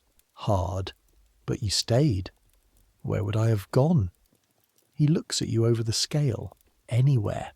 A lot of people from the city, when they come here and the mud season starts, they leave before December. They find a reason. The city, the family, something. They go. I didn't have anywhere to go. Everybody has somewhere to go. He wraps the salt with his 3 precise folds. Not everybody stays. You pay him. The right amount, measured precisely. Your uncle's hands, Schleim says. They'll get worse. I know. You'll be coming back next year. It's not quite a question. You think about this. The apartment on Trzeciego Maja Street, the pharmacy on Legioneuve, the tram. You think about the smell of fresh-cut wood in a cold forest. The sound of a planting rhythm your arm found on its own. The weight of good firewood in your hands. The specific satisfaction of a yoke carried properly, the water barely spilling. The night of the mud and the lamp. The new cry from the Kovalenko house. Probably, you say. Schleim nods. He doesn't say anything else. But as you're going out the door, he says, without looking up from his next task, the mud is not the point. The mud is just how you learn whether you can handle the rest of it. You stand in the doorway for a moment. The rest of what? He makes a gesture that includes the shop, the village, the fields, the sky, approximately everything. You go out into the April sunshine. You're leaving at the end of May. Your father's letter arrived in April. The road's passable now. The post functioning again.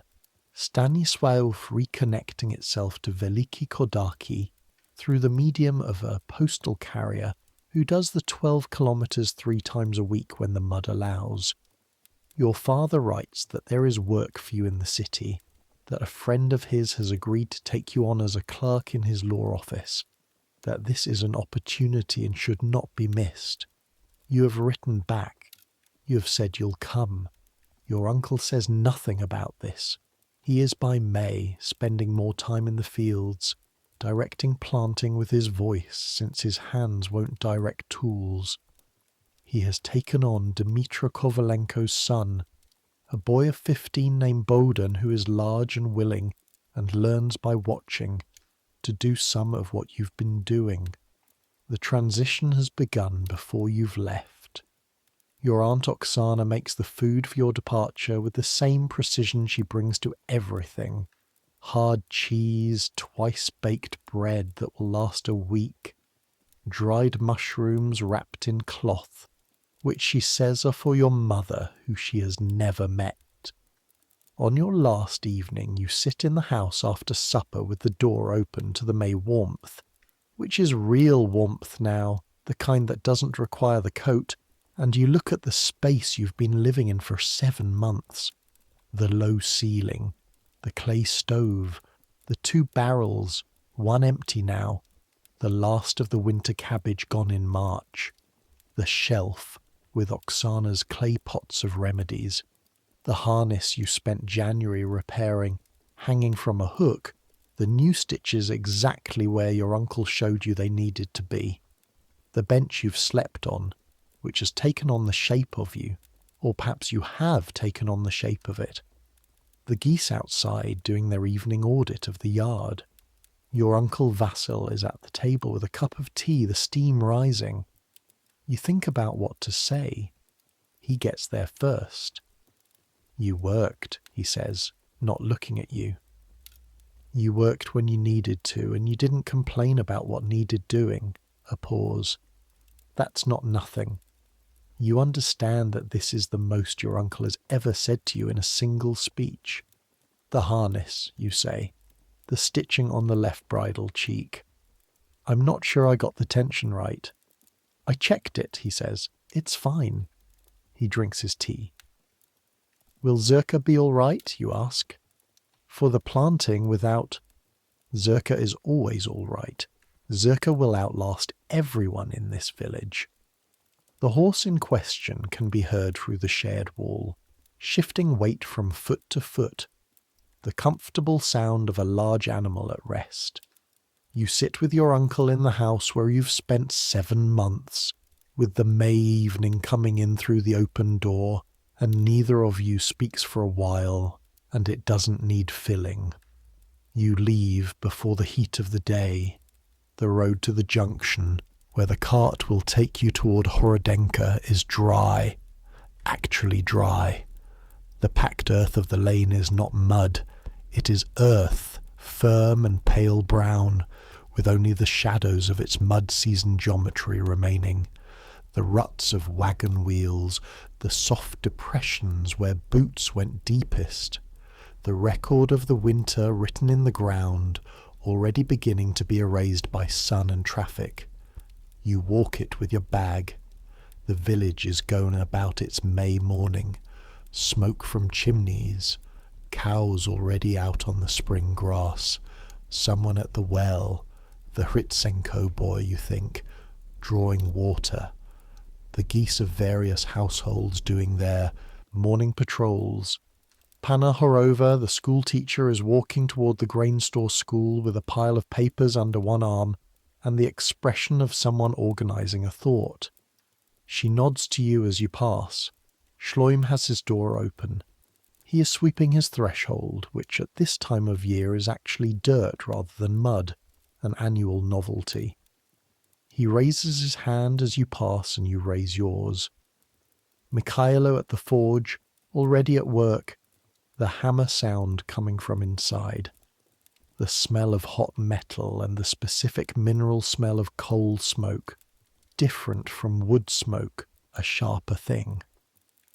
Father Mikola outside the church, turning over the little garden beside it. He looks up and makes the sign of the cross in your direction, which you receive with a nod. Baba Halina is sitting outside her door. She's always somewhere. You wonder if she ever sleeps, or if she's simply always present, distributed through the village like something fundamental. "Safe road," she says as you pass. "Thank you," you say, "for February, for everything." She waves her hand, which means it was nothing, which means it was not nothing, and she knows it, and you know it, and neither of you needs to say so. The cart comes at the junction.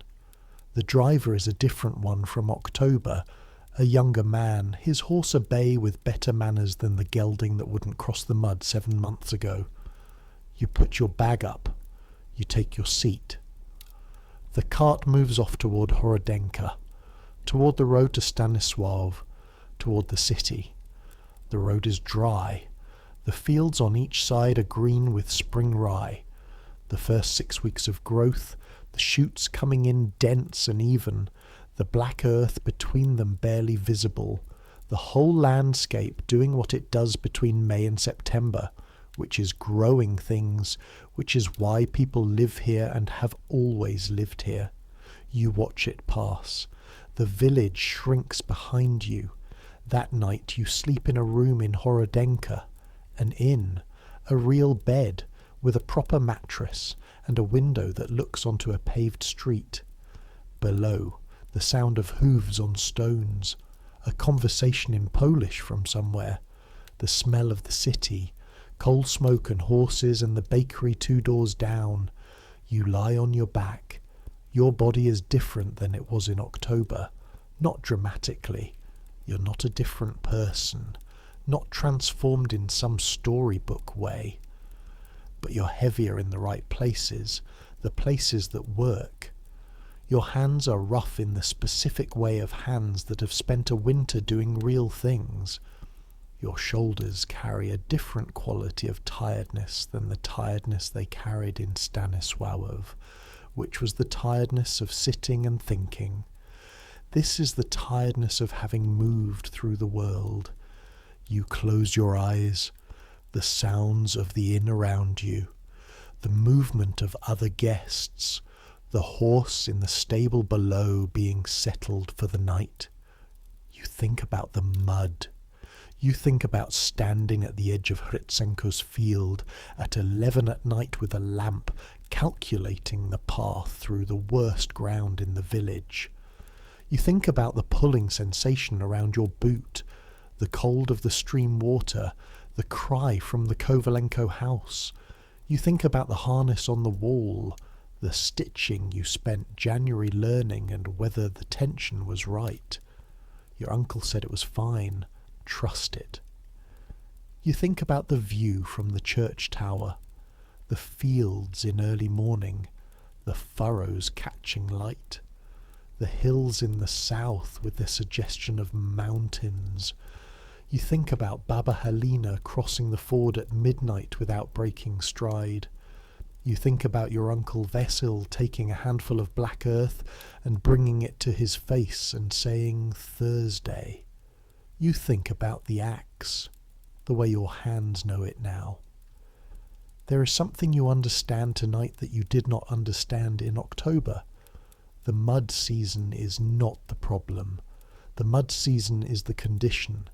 It is the 5 months during which everything that matters, every capacity, every piece of knowledge, every relationship, every stored thing, is tested against the simple fact of cold and wet and isolation. The city is also a set of conditions. The pharmacy on Legionov Street is also a condition. The condition of living close enough to other people's expertise that your own gaps don't have to show. The tram is a condition. The paved streets are a condition. Neither is better. They are just different. But you know something now that you didn't know before. You know that you can go through Hritsenko's field at night in the worst mud, with a lamp for a reason that matters, and come out the other side. That's a specific thing. That's yours. Outside, Horodenka continues its May evening. Later than a village goes. The street below has traffic until well past 9. And even after that there are sounds. The city not quite going to sleep, holding on to its own rhythms. You're used to a different sound now. The cattle through the shared wall. The geese. The creak of the wooden house contracting in cold air. The church bell, marking hours you could count without counting. These sounds are not here. Instead, cobblestones, a cartwheel, a dog, voices in the stairway. You listen to all of it. The ceiling of this room is higher than your uncle's house. White plaster, no smoke staining. Your hands on the blanket are rough. The May air coming through the window is clean the way May air always is, the brief window of good air between the mud and the summer dust. You breathe it in. 7 months, 5 months of mud season proper. Zirka in the dark barn, her breath visible in cold air. The sound of the two-handled saw in the cold forest. The weight of the water yoke. The smell of the pig-killing morning. The borscht your aunt made from the dried mushrooms and the beets. The taste of something that was grown in the earth 2 meters from where it was cooked. The new year. 40 years since your uncle arrived here from somewhere, with nothing but a letter of his own and built something real. Dmitra Kovalenko's daughter, the crack of a correctly split log.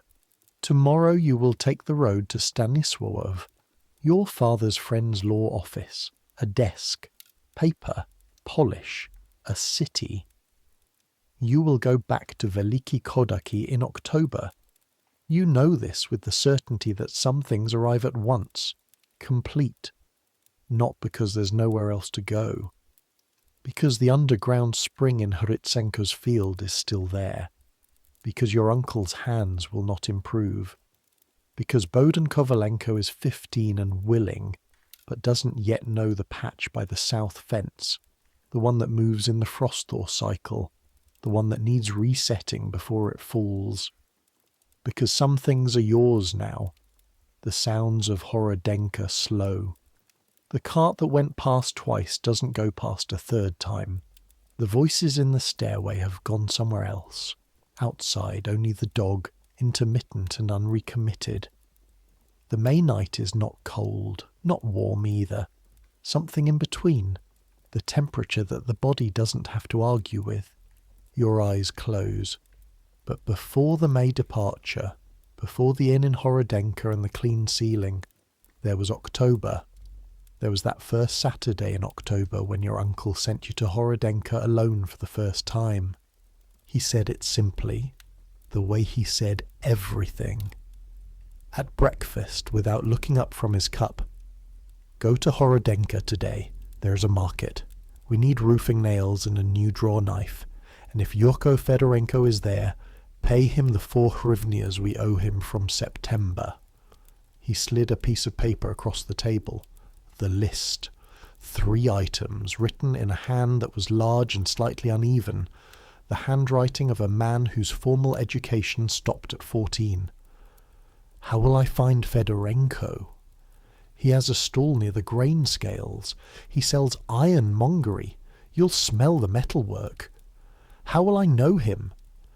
Your uncle thought about this. He's missing the top of his left thumb, from a chisel years ago. He won't tell you which year. Don't ask. He considers it bad luck to count years since an injury. You had been in Veliki Kodaki for 3 weeks at this point, and had developed what you would later understand was false confidence. The confidence of someone who has survived the first week and not yet encountered the thing that will test them. You walked to Horodenka, 12 kilometres, in October mud. The road between Veliki Kodaki and Horodenka follows the edge of the valley, running between the cultivated fields to the west and the scrubland and forest to the east. It is a proper road in the sense that it has always been a road. People have been travelling it for centuries. The surface has been compressed by the weight of generations of carts and boots and hooves. But it is not a proper road in any other sense. It is not paved. It is not maintained. It is a track that exists because people need to go from Veliki Kodaki to Horodenka and back, and the landscape has accommodated this need in the most minimal possible way. In October, the road is borderline. You learn this within the first kilometre.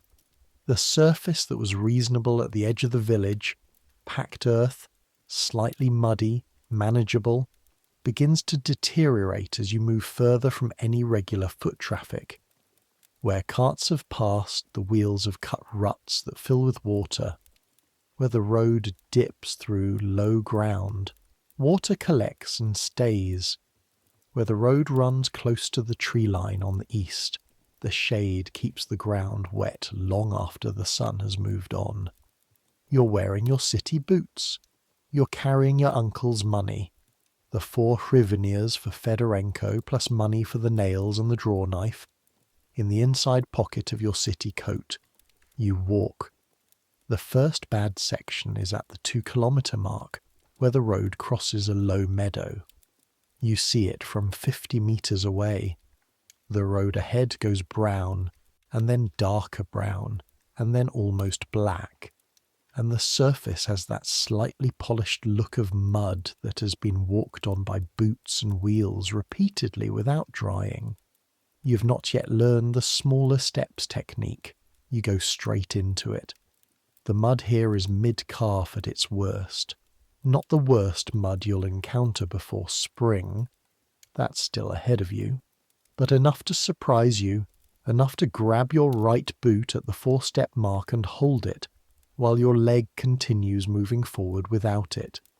You catch yourself, one hand on the ground, which goes into the mud up to the wrist, cold, dense, the weight of it immediate and total.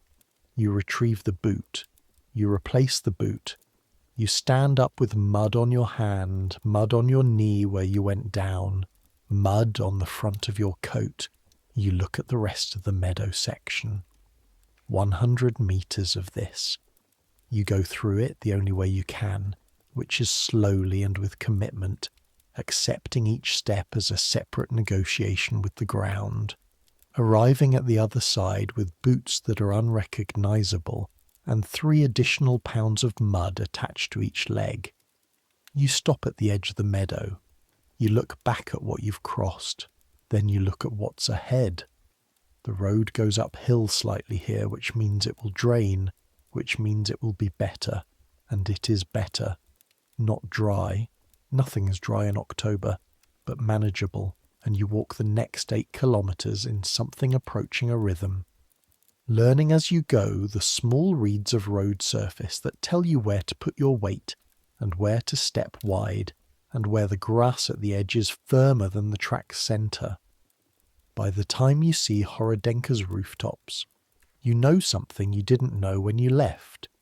You know how to read a muddy road. Not well. Not the way your uncle knows it, or the way the cart drivers know it, but the beginning of knowing. The first lesson. Horodenka. It is not Stanisław. It is a town, not a city. Perhaps 6,000 or 7,000 people, a market square, a church, a post office, several streets of permanent buildings, and then streets that are more aspirational about being streets than the word strictly requires.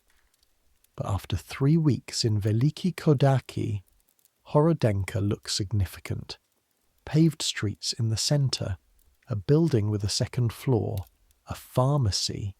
You see the green cross in the window and feel a specific relief, not because you need the pharmacy, but because its existence means the doctor is nearby, which is information you've been storing since your uncle explained the 12-kilometre reality of medical care. The market is in the main square on Saturdays. Your uncle was right about the smell. The ironmongery stalls have an unmistakable quality, the smell of metal and oil, and the particular darkness of new tools laid on cloth. The cold morning smell of iron that has been carried in from somewhere else and set out in the hope that someone needs it. Yurko Fedorenko's stall is near the grain scales. He's a compact man in his 50s with a grey moustache and quick eyes, and you see immediately what your uncle meant about the left thumb.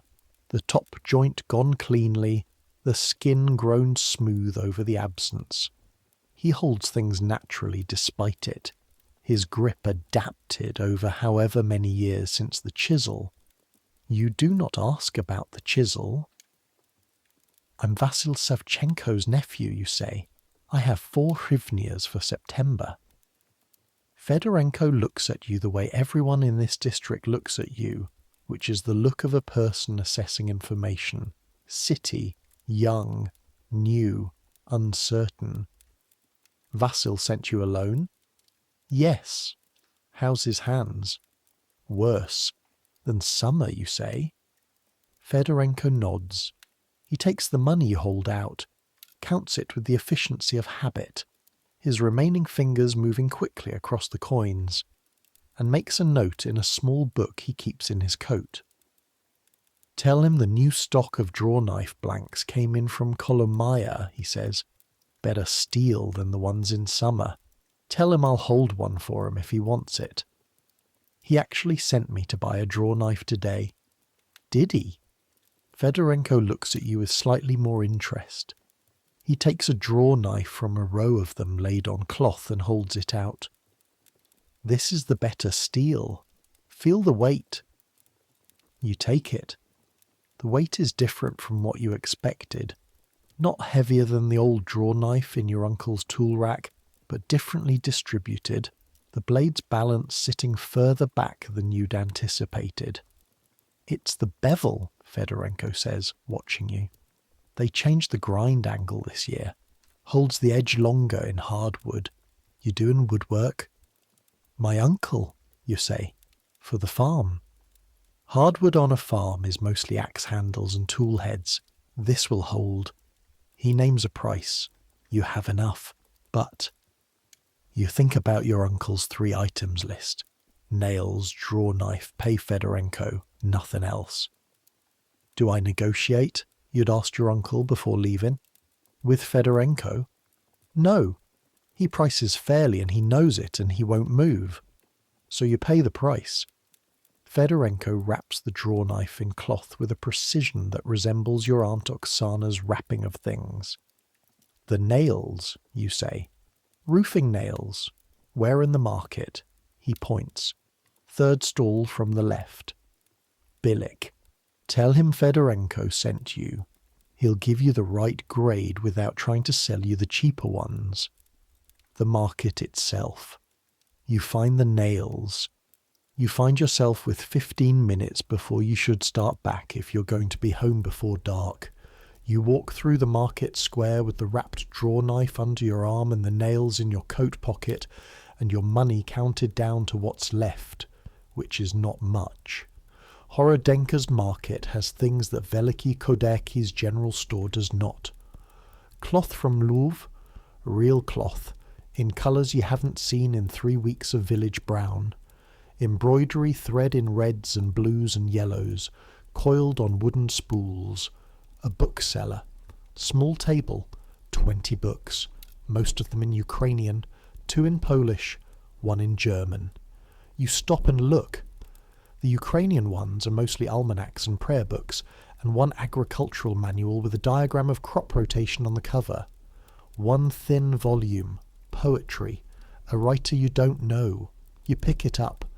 The price is on the inside cover, in pencil. You put it down. A food stall selling something that smells of onion and meat, and the particular richness of something that has been cooking for a long time. You're hungry. You've walked 12 kilometres and conducted commercial transactions, and the cheese your aunt packed is gone. You buy 1 piece of something, fried dough with filling, which costs almost nothing and tastes of everything you've been missing. You eat it standing at the edge of the square watching the market. What you notice, the farmers. They come in from the surrounding villages, and you can read them now. A little, the beginning of reading, in a way you couldn't 3 weeks ago. The boots, the weight distribution of the coat, the specific way men who work with their hands all day carry their hands at rest, slightly forward, slightly curved, already oriented toward the next thing to grip. The women from the villages carry baskets and move with a purpose that city women, you think, often look like they're performing. These women are not performing. They have 2 hours in town before the walk back, and they know exactly what they need, and they go for it directly. An old woman at a cloth stall is feeling a piece of wool between her fingers, not examining it consciously, you understand, but reading it with her hands the way your uncle read the soil. Her hands know what they're looking for. Her face is elsewhere. You watch her buy the wool. The price she pays for it is, you're certain, the correct price, arrived at through some negotiation so fluent it looked like agreement. You start back. The road home in the afternoon is slightly better than the morning road. The weak October sun has been on the mud for 6 hours, which isn't enough to dry it, but is enough to change its surface character slightly, to firm the top layer just enough that your steps are a little less deep. You make better time going back. You find at the bad meadow section that you remember it. You remember where the worst of it was. You angle wide on the left, staying closer to the meadow's edge where the grass gives some stability. Your steps are smaller. You arrive at the other side with your boots muddy, but both of them on your feet. You arrive at the farmhouse gate as the light is going. Your Uncle Vasil is in the yard. He looks at you, then at the package under your arm. Fedorenko had the new Kolomia blanks, you say. He says better steel. He's holding another one if you want. Your uncle unwraps the draw knife with his forearms, tips it in the fading light to see the blade. He doesn't say anything, but he takes it inside with him, which you will come to understand is how he expresses approval. January. The evenings. Mud season in a small house has an intimacy that is not chosen, and not exactly comfortable, and that over weeks becomes the specific intimacy of people who have run out of the ability to pretend they are anything other than what they are in each other's company. You know your uncle's sounds by January. The particular way he sets his cup down, slightly heavy on the left, the right hand's grip weakening. The sound of him settling into his chair by the stove, which is a 3-part sound. The weight going down, the chair responding, then a long exhale that is not distress, but is not quite comfort either. The way he coughs twice before he speaks, not from illness, just from the habit of it. You know your aunt's sounds, the rhythm of her needle through cloth, the specific humming she does when she is thinking about something else. Not a tune exactly, just a note, held, changed slightly, returned to. The sound of her opening and closing the stove door, which she does with a precision that wastes no heat and no motion. They know your sounds too. You became aware of this in December, when your aunt said something to you before you'd made a noise you thought was audible. "You're awake," she said, from the other room. "How did you know?" "Your breathing changes," she said. "When you're awake and thinking, it changes." This is what mud season does. In the absence of distance, in the necessary closeness of a small house and a long winter, you become readable. Your body becomes legible to the people around you. Your uncle talks about the war the way he talks about weather, not dramatically, not with the drama of a man who has decided his experience means something, just factually, occasionally, when something prompts it. In January you're repairing a harness buckle, sitting across from him at the stove, and he is watching you work, and he says, "Maxim was good with leather." You keep working. You've learned not to respond immediately. "He was better than me at that age," your uncle continues. "Better hands, more patience." A pause. "The war has nothing to do with patience." "No," you say. "The boy who died at Caporetto was not the same one who left here. They changed them. The army did. Before Caporetto." He looks at the wall, which is the barn wall through which you can hear Zirka and the cows. "He came back on leave once in 1916. He sat at that table and ate and said nothing for 3 hours. Then he went back." You push the heavy needle through the leather. "The coat helps," you say, not knowing if you should. Your uncle is quiet for a moment. "I know," he says. "I know it does." He doesn't say anything else about Maxim that night. But in February, mending something else, he says, "He was born in this house, the same bench you sleep on. Your grandmother sat there and I sat here, and your father, he was 12, sat in the corner and tried not to be underfoot. He means Maxim." "What was he like as a boy?" you ask, and your uncle tells you. For 20 minutes, the longest he has spoken at one time since you arrived. About a boy who was large and loud and bad at arithmetic, and very good with animals, who once carried a lamb 3 kilometers through a winter field, because the lamb had hurt its leg and your uncle wouldn't walk that fast, who argued with Father Mikola's predecessor about something theological, and lost the argument but refused to admit it for 2 years. You listen. The stove crackles, your aunt's needle goes through the cloth and her humming note holds, and outside the January wind tests the walls. At the end of it, your uncle picks up his cup. "He would have been good at this farm," he says, "better than me eventually." A silence. "But you're not bad," he says, which is the most generous thing he will ever say to you, and you both know it, and neither of you refers to it again. The things people talk about in Veliki Kodaki in mud season are not the things you expected. You expected farming, the next season, what needs doing, the practical inventory of a farming life. And there is that, but it is not the main thing. The main thing is other people. In a village of 300, each person is known, not just known the way people in a city know their neighbours, by name, by face, by the general category of their life, known specifically. Known in the way of people who have watched each other through generations of winter and summer and crisis and ordinary Tuesday, and who have, through this accumulated watching, built up a picture of each person that is layered with time.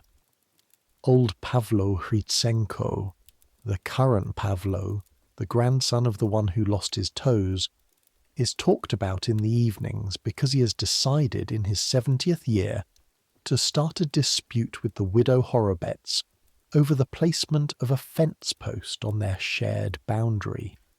This dispute is not about the fence post.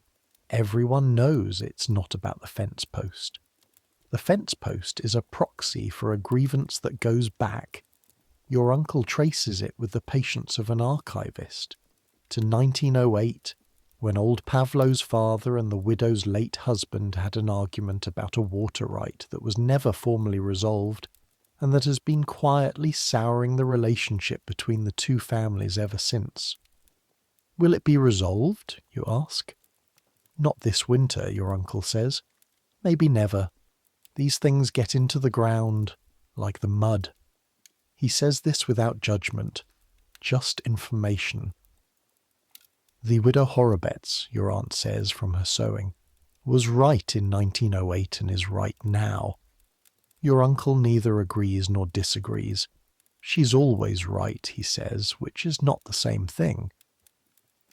Panna Horova, the schoolteacher, comes to your uncle's house once in February. She comes for advice about a student, a boy named Dimitro, not the Dimitro Kovalenko who becomes a father, a different Dimitro. The village has always had a Dimitro, who is 11 and unusually clever, and whose parents want him to continue school in Horodenka in the autumn. She comes to your uncle because your uncle is, as far as you can tell, the person in Veliki Kodaki that other people come to when they have a problem that requires judgment rather than expertise. Not the priest. Father Mikola is for spiritual problems. Not Shloime. Shloime is for commercial problems. Not Baba Halina. She is for physical problems. Your uncle is for the problems that are about whether something should be done, and by whom, and what the cost of it might be in ways that are not obvious. This about Dimitro is one of those problems. The parents, Panna Horova explains, have the money for it.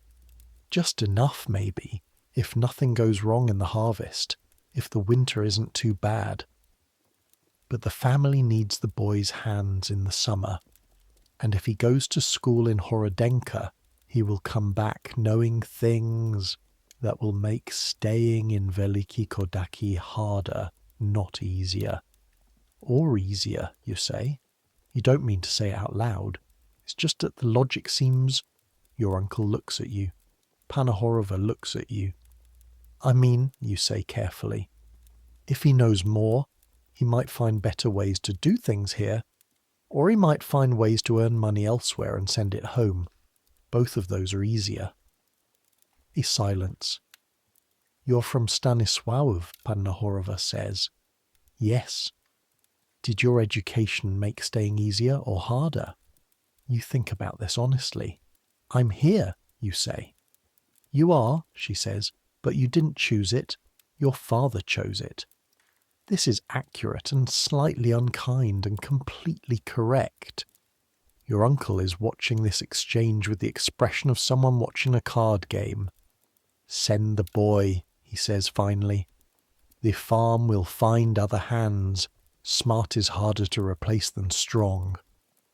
Panna Horova nods. She wraps her shawl tighter and thanks your uncle and goes back out into the February cold. After she's gone, your uncle is quiet for a moment. You were right, he says, about the boy. You were going to say it anyway. I was, but you said it first. He picks up his cup. In future, let the person who was asked say it first. This, you understand, is the most nuanced correction he has offered you since October. Yes, you say. All right. The second trip to the forest for firewood is in January, when the big frost has hardened everything, and the cart can go further in than it could in December. This time your uncle brings Bohdan, the 15-year-old from the Kovalenko property. Bohdan is large and willing, and has the specific quality of a person who has grown very fast and is still learning where all of his body is. He is also, you discover, an excellent person for the other end of a two-handled saw. The rhythm between two people on a crosscut saw is not just physical, it is communicative. The push and pull requires each person to trust the other's pull, to not overgrip, to let the saw do the cutting and not try to force it. When it works, the saw moves through the wood smoothly and the sound is rhythmic and almost pleasant. When it doesn't work, when one person pushes too hard or pulls unevenly, the blade wanders and binds and the sound becomes complaint. Within 20 minutes, you and Bohdan have found the rhythm. He doesn't speak much. He is 15 and in the presence of older people, and has been taught, apparently, that observation precedes speaking.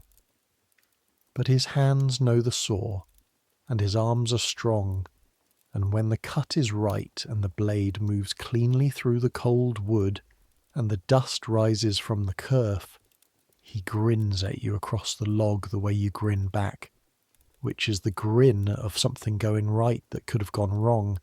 Your uncle watches. He's not working today. The cold has been bad for his hands, has been bad all week, and he has come to supervise and to assess the trees and to make the decisions that require knowing this forest in the way he knows it, which is from 40 years of cutting here. He moves between the trees the way Zirka moved on the forest track, deliberately, reading. He stops at a dead beech and circles it once, looking at it from all sides, tapping it with his forearm. He can't close his hand around a stick to tap with, so he taps with the outside edge of his wrist, and listening. This one, he says. You and Bohdan set up. Straight cut, your uncle says. It wants to fall north. Let it. You cut. The saw goes in. The rhythm establishes itself. 4 strokes, 5. The cut deepening. The smell of old dry wood rising. The dead beech has been dead long enough that the wood has gone to a specific grey-brown, and the cut surface shows a uniform texture with no moisture, which means it will burn hot and clean without the crackle and spit of green wood. Your uncle watches the line of the cut. Good, he says, which he says perhaps 4 times over the course of the morning, and which therefore means something. At the deepest point of the cut, before the tree begins to lean, stop, your uncle says. You stop. The forest is very quiet. Then, in the stillness, you hear what he heard, the faint creak of the tree beginning its decision. Not the dramatic groan of falling, that's later. This is the earlier sound, the sound of weight redistributing, of fibres under compression beginning to move. Back, your uncle says. You and Bohdan step back. The beech falls north, exactly as your uncle said it would. It falls with a sound that is not dramatic.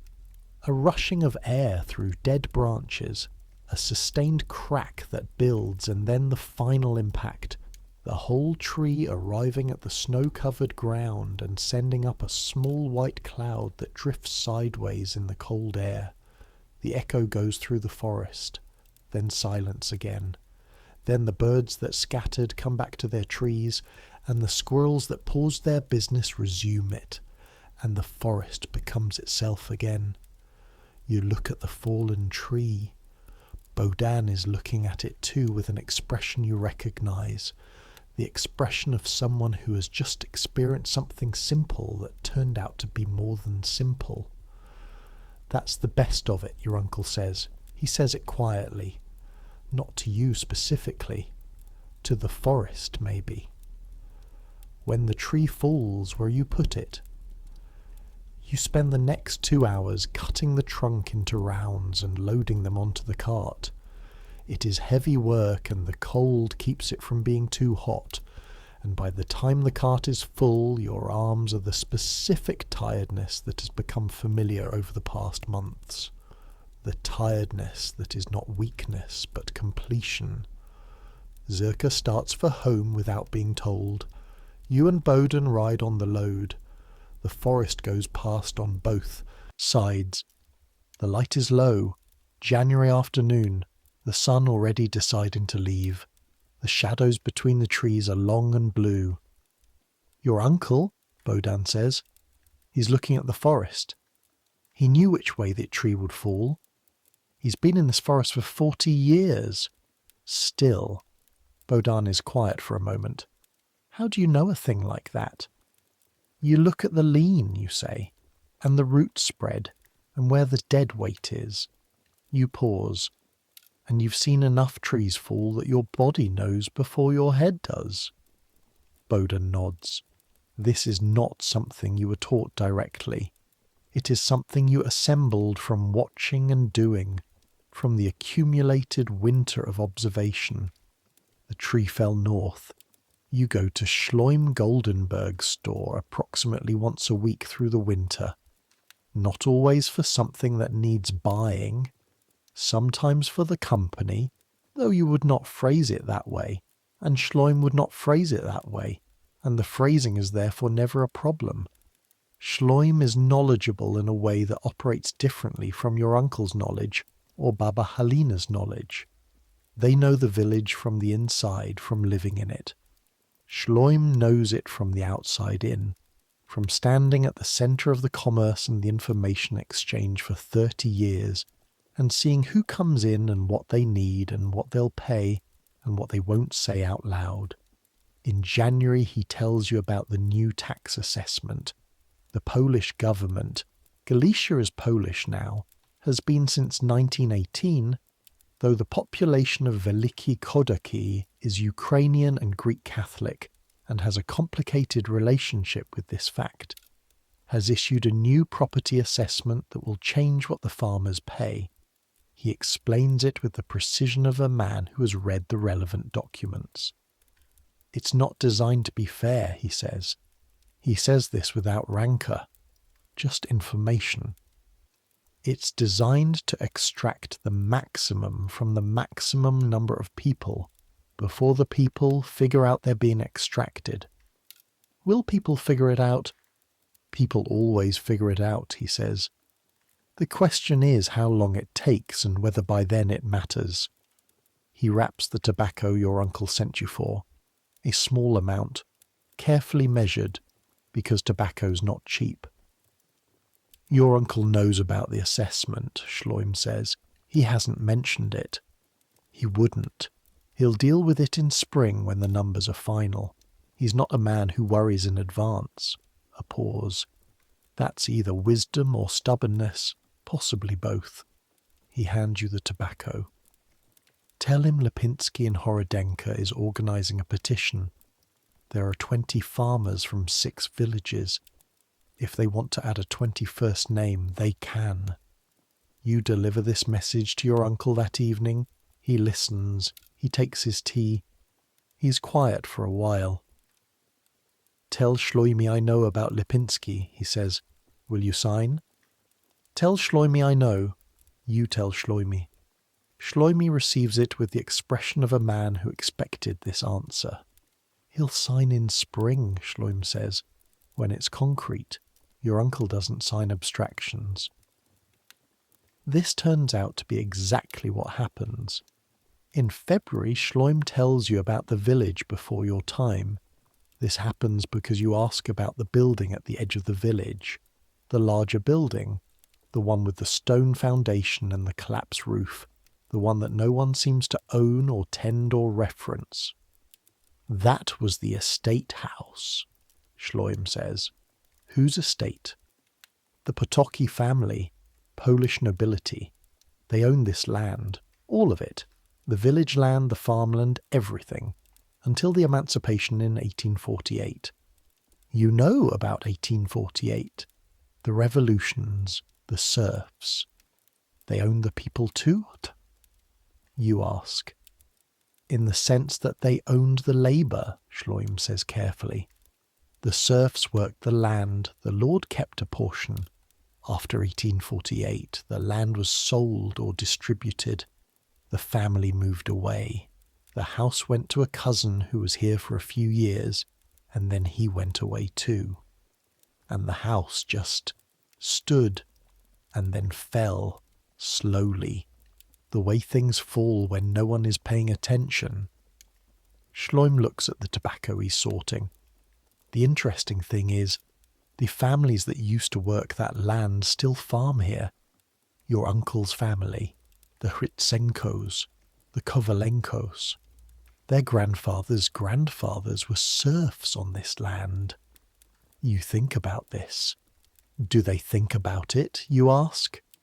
The families. Do they think about what it was?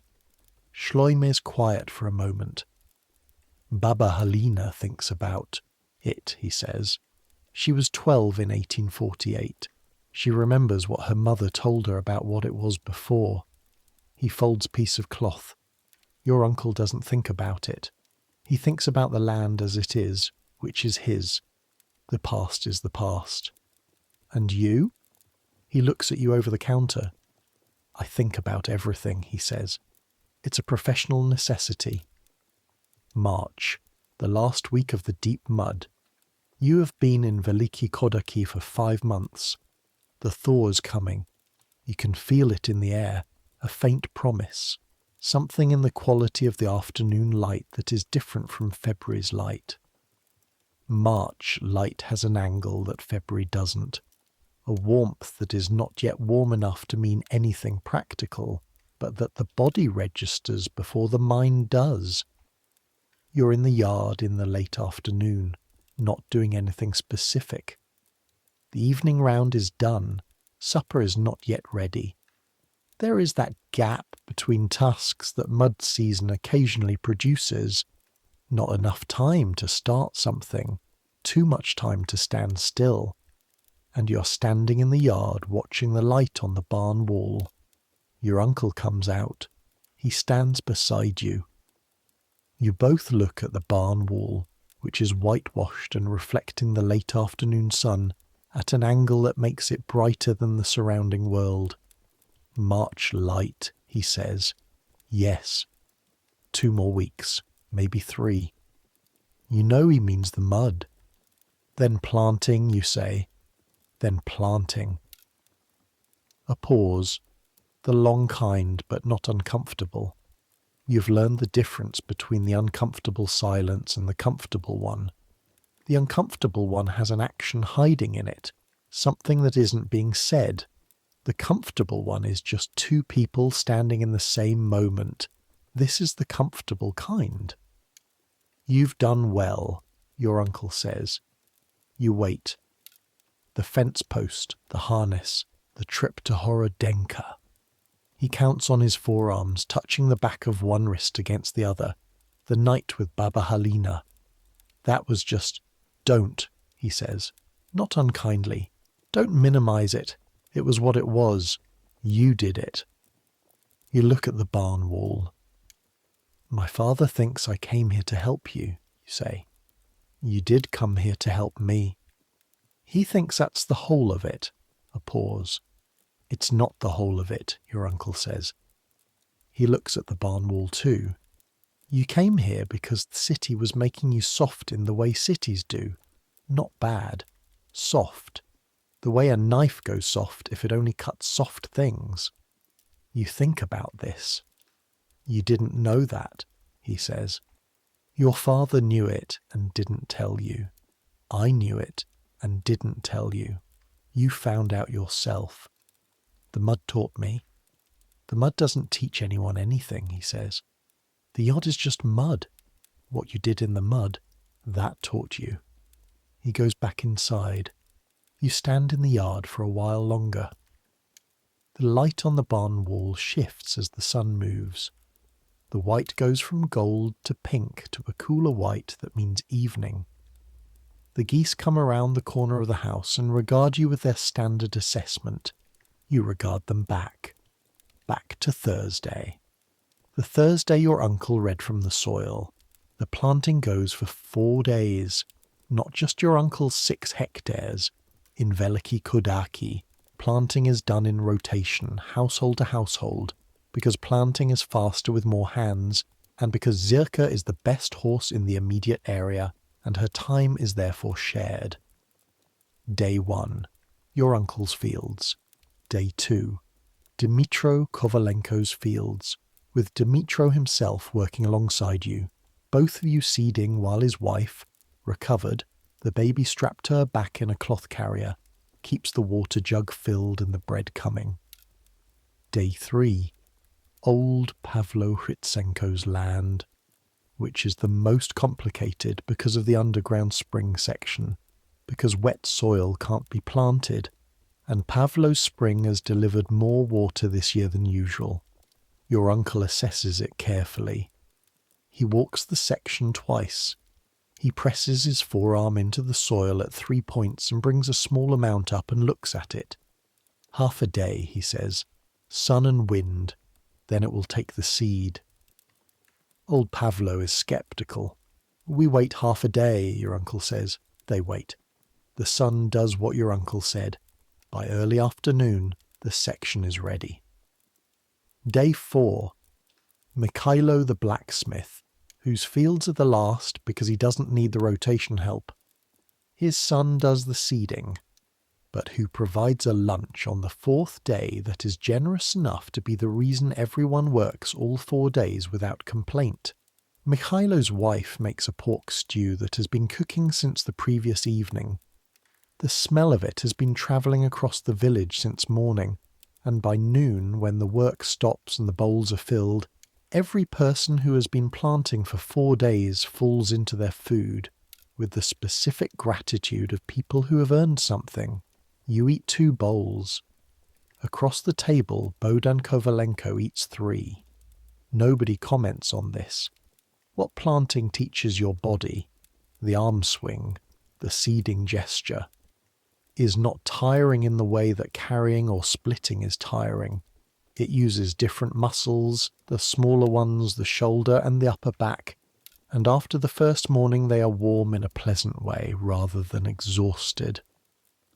By the 3rd morning you do it without thinking.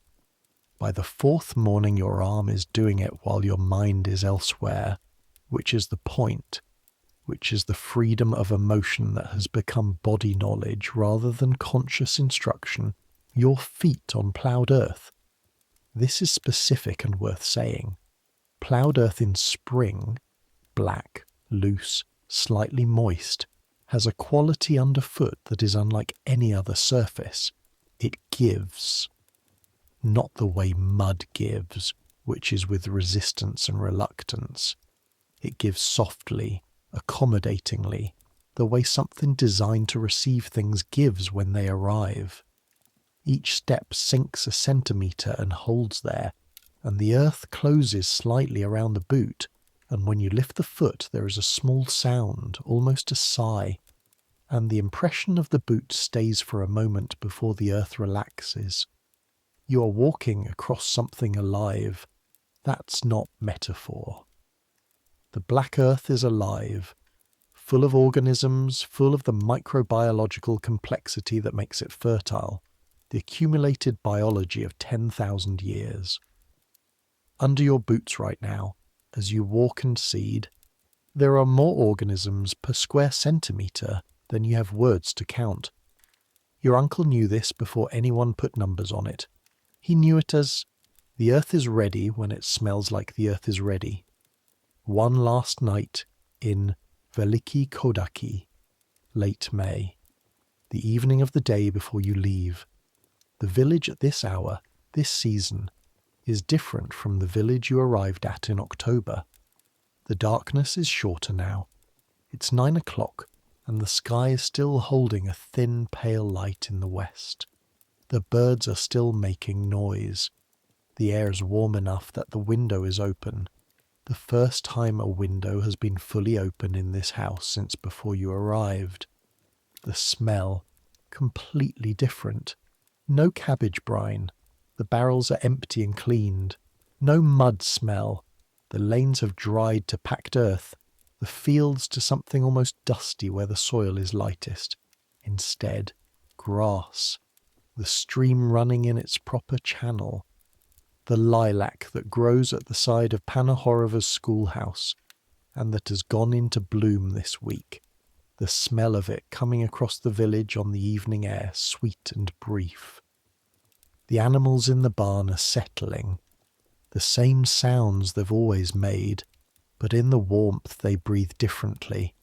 Slower, the deep, slow breathing of animals that are not keeping themselves warm, that have released the mild, constant tension of winter. You sit on the step outside the house. You've been sitting here for 20 minutes and have not done anything. This is permitted. This is May. This is the gap between the mud season's end and the summer's beginning, the brief week when the work is different, lighter, or at least differently weighted. And the evenings have this quality of held time, as though the season itself is taking a breath. Bohdan Kovalenko comes by. He is heading to the stream, which in May is where the young people of Veliki Kodaki go in the evenings, because the stream has dried to a manageable size, and the banks are accessible, and it is one of the few places in the village where you can sit without being in someone's yard. Coming? He asks. You go. The stream in May. The reeds are fully grown now. Not the dead papery stalks of winter, but living green. The new growth tall and dense. The smell of them a green smell, clean and slightly sharp. The water is clear, running fast still from the spring melt, but lower. The banks visible. The ford you crossed in March now an easy ankle-deep crossing. Bohdan sits on the bank, throws a stone in, watches the ripples. A girl named Halia, not Baba Halina, a different Halia, she is 17, and the blacksmith Mikhailo's daughter, is on the other bank with a friend, and they are talking about something and not looking at Bohdan, which is information that both parties are processing. Are you coming back? Bohdan asks. In October? Good. He throws another stone. My uncle, Dimitro, he said to tell you that he hasn't forgotten. He doesn't need to. He knows he doesn't need to, Bohdan says. That's why he said it. You watch the ripples from the stone reach the bank and stop. Across the stream, the two girls are pretending not to know you're there. What's Stanislav like? Bohdan asks. You think about it. Louder, you say, and it smells different. Paved streets. The tram. A tram, he says. The word has the quality of something known from description but not from experience. It's like a cart, but it runs on rails, in the middle of the street. Bells when it's coming. Why bells? So people get out of the way. He thinks about this. Here, he says, the geese do that. You both laugh. Across the stream, the two girls turn to look at whatever is funny. The lilac smell from the schoolhouse drifts this way on the evening air. The stream runs, later, darker. You walk back alone. The lane in May, at night, is nothing like the lane in March. Your feet on dry, packed earth. No lamp needed. The late twilight holds just enough light, and you know every metre of this lane. You know which part has the slight dip where water collects when it rains. You know the section where the fence on the left has a loose post, not the one you repaired in autumn, a different one that went in the winter. that your uncle will fix when the autumn work rotation comes around again. You know where the Ritsenko's dog, which barks at everything, will bark at you even though it has seen you every day for 7 months. The dog barks. You don't flinch. This is not courage. This is just knowing the dog. The house is lit from inside. The candle in the kitchen window, the same every evening. Through the open window as you get close, the sound of your uncle moving in the kitchen, the clink of his cup, the sound of your aunt's needle through cloth. The geese register your arrival from the yard with their standard commentary. You open the gate, you close the gate. You stand in the yard in the May evening and look at the black rectangle of the barn, where Zerka and the cows and the sheep are, where the pigs are back in their pen now that it's warm enough, where the smell of hay and animal warmth comes through the shared wall and mixes with the night air and the lilac. You stand there until the stars come out, the next morning. The road to Horodenka is the same road it's always been, but you know it now. You know the meadow section at kilometre 2, and you know to go left at the edge of the meadow where the grass gives firmer footing, and you know the dip at kilometre 7 where the ruts from last autumn's cart traffic are still visible, compressed into the dried earth like a record. Your bag is the same bag you arrived with, but the things in it are different. The herb and fat preparation for cracked hands, which your aunt pressed on you despite your protests, a folded paper with instructions in her handwriting, the cheese and bread for the road, a small piece of the winter's harness leather, a scrap from the repairs that your uncle said you could keep. You're not sure why you want it. You put it in the bag anyway. The letter to your father written last week that tells him you'll be home before June, your hands on the bag strap, your boots on the dry road. At the junction where the cart will come, you wait. Veliki Kodaki is behind you. Not visible from here, just behind the curve of the road, the church tower not quite showing above the line of trees. The cart will come from the east, from Horodenka's direction. While you wait, you sit on your bag and watch the morning happen. The light on the Carpathian foothills, blue-grey at this hour, the specific colour of morning haze on hills that are 30 kilometres away. The fields on either side of the road, planted now, the first green of rye just showing across the black earth. The birds doing their morning business above all of it. This is what it looks like. This is the thing that the mud season is protecting. The 5 months of cold and wet and endurance are protecting these 3 months between May and August, when the black earth does what it has always done, when the planted seed becomes the standing grain, when the whole reason for staying here makes visible sense.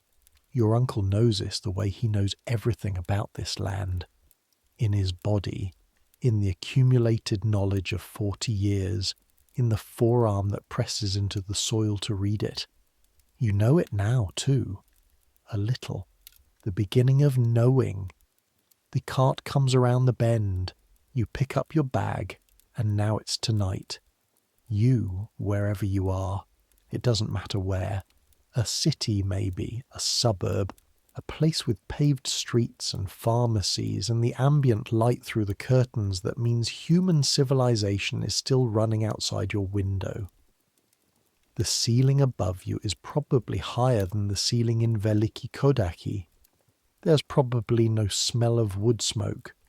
The cattle in the barn next door are probably not a feature of your current situation. But you're warm, and you've worked today in whatever way you work, and tomorrow the work continues in whatever way it continues. Let the sounds outside become the sound of the wind in the reeds. Let the light through the curtains become the thin, late evening light over Galician fields.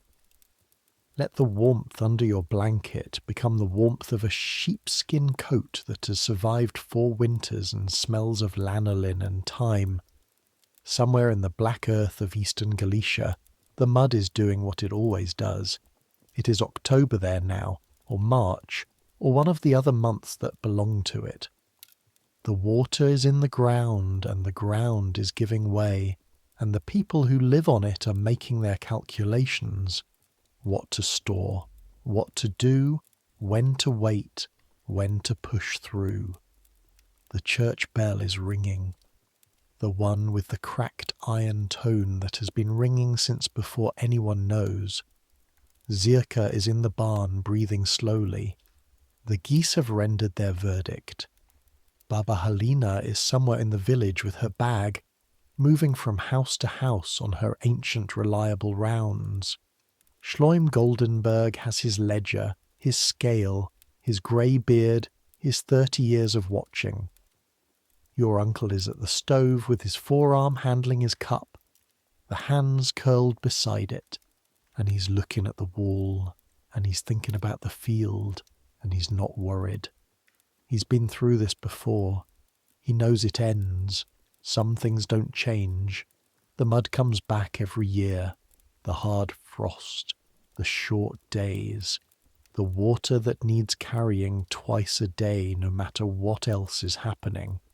The baby who arrives in the night when the roads are at their worst. The tree that falls exactly where your uncle said it would. The seed going into the earth in the first week that's ready for it. These things are still happening. Tonight, somewhere in the Black Earth country, a young person is putting on a sheepskin coat that belonged to someone who didn't come home, and going out to the barn in the dark to check the animals.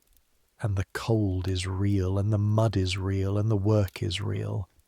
And they'll come back in, and it will be all right. Your body is heavy the way it gets when sleep is close. Your hands are where they are on the blanket. Your breath is slowing. The mud dries. The spring comes. The rye grows green across the black earth that has been here longer than the village, longer than the church, longer than every name anyone has put on this land in every language that has passed through it. The earth doesn't care about the names. It just receives the seed. Let your thoughts go the way water goes at the end of mud season, finding the low places, moving toward quiet, joining the stream that moves without effort now that the freeze is done. Let the day go.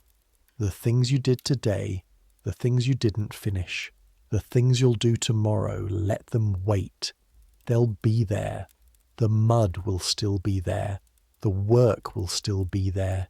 You don't have to carry it tonight. You've earned this. The warm enough and the safe enough and the rest enough. Let it come. Let sleep come the way the thaw comes. Not all at once, not dramatically, but in the slow accumulation of small warmths, each one adding to the one before, until the thing that was frozen gives way and something else begins. Let your body be exactly as heavy as it wants to be. Let the thoughts finish their last sentences and stop. Let the sounds become the sound of something far away that has nothing to do with you tonight. The church bell in Veliki Kodaki marks an hour. The sound travels across the black fields, over the ploughed earth, over the drying mud, over the stream running low and clear. It goes, further than you'd think, further than it seems like iron can carry. Good night.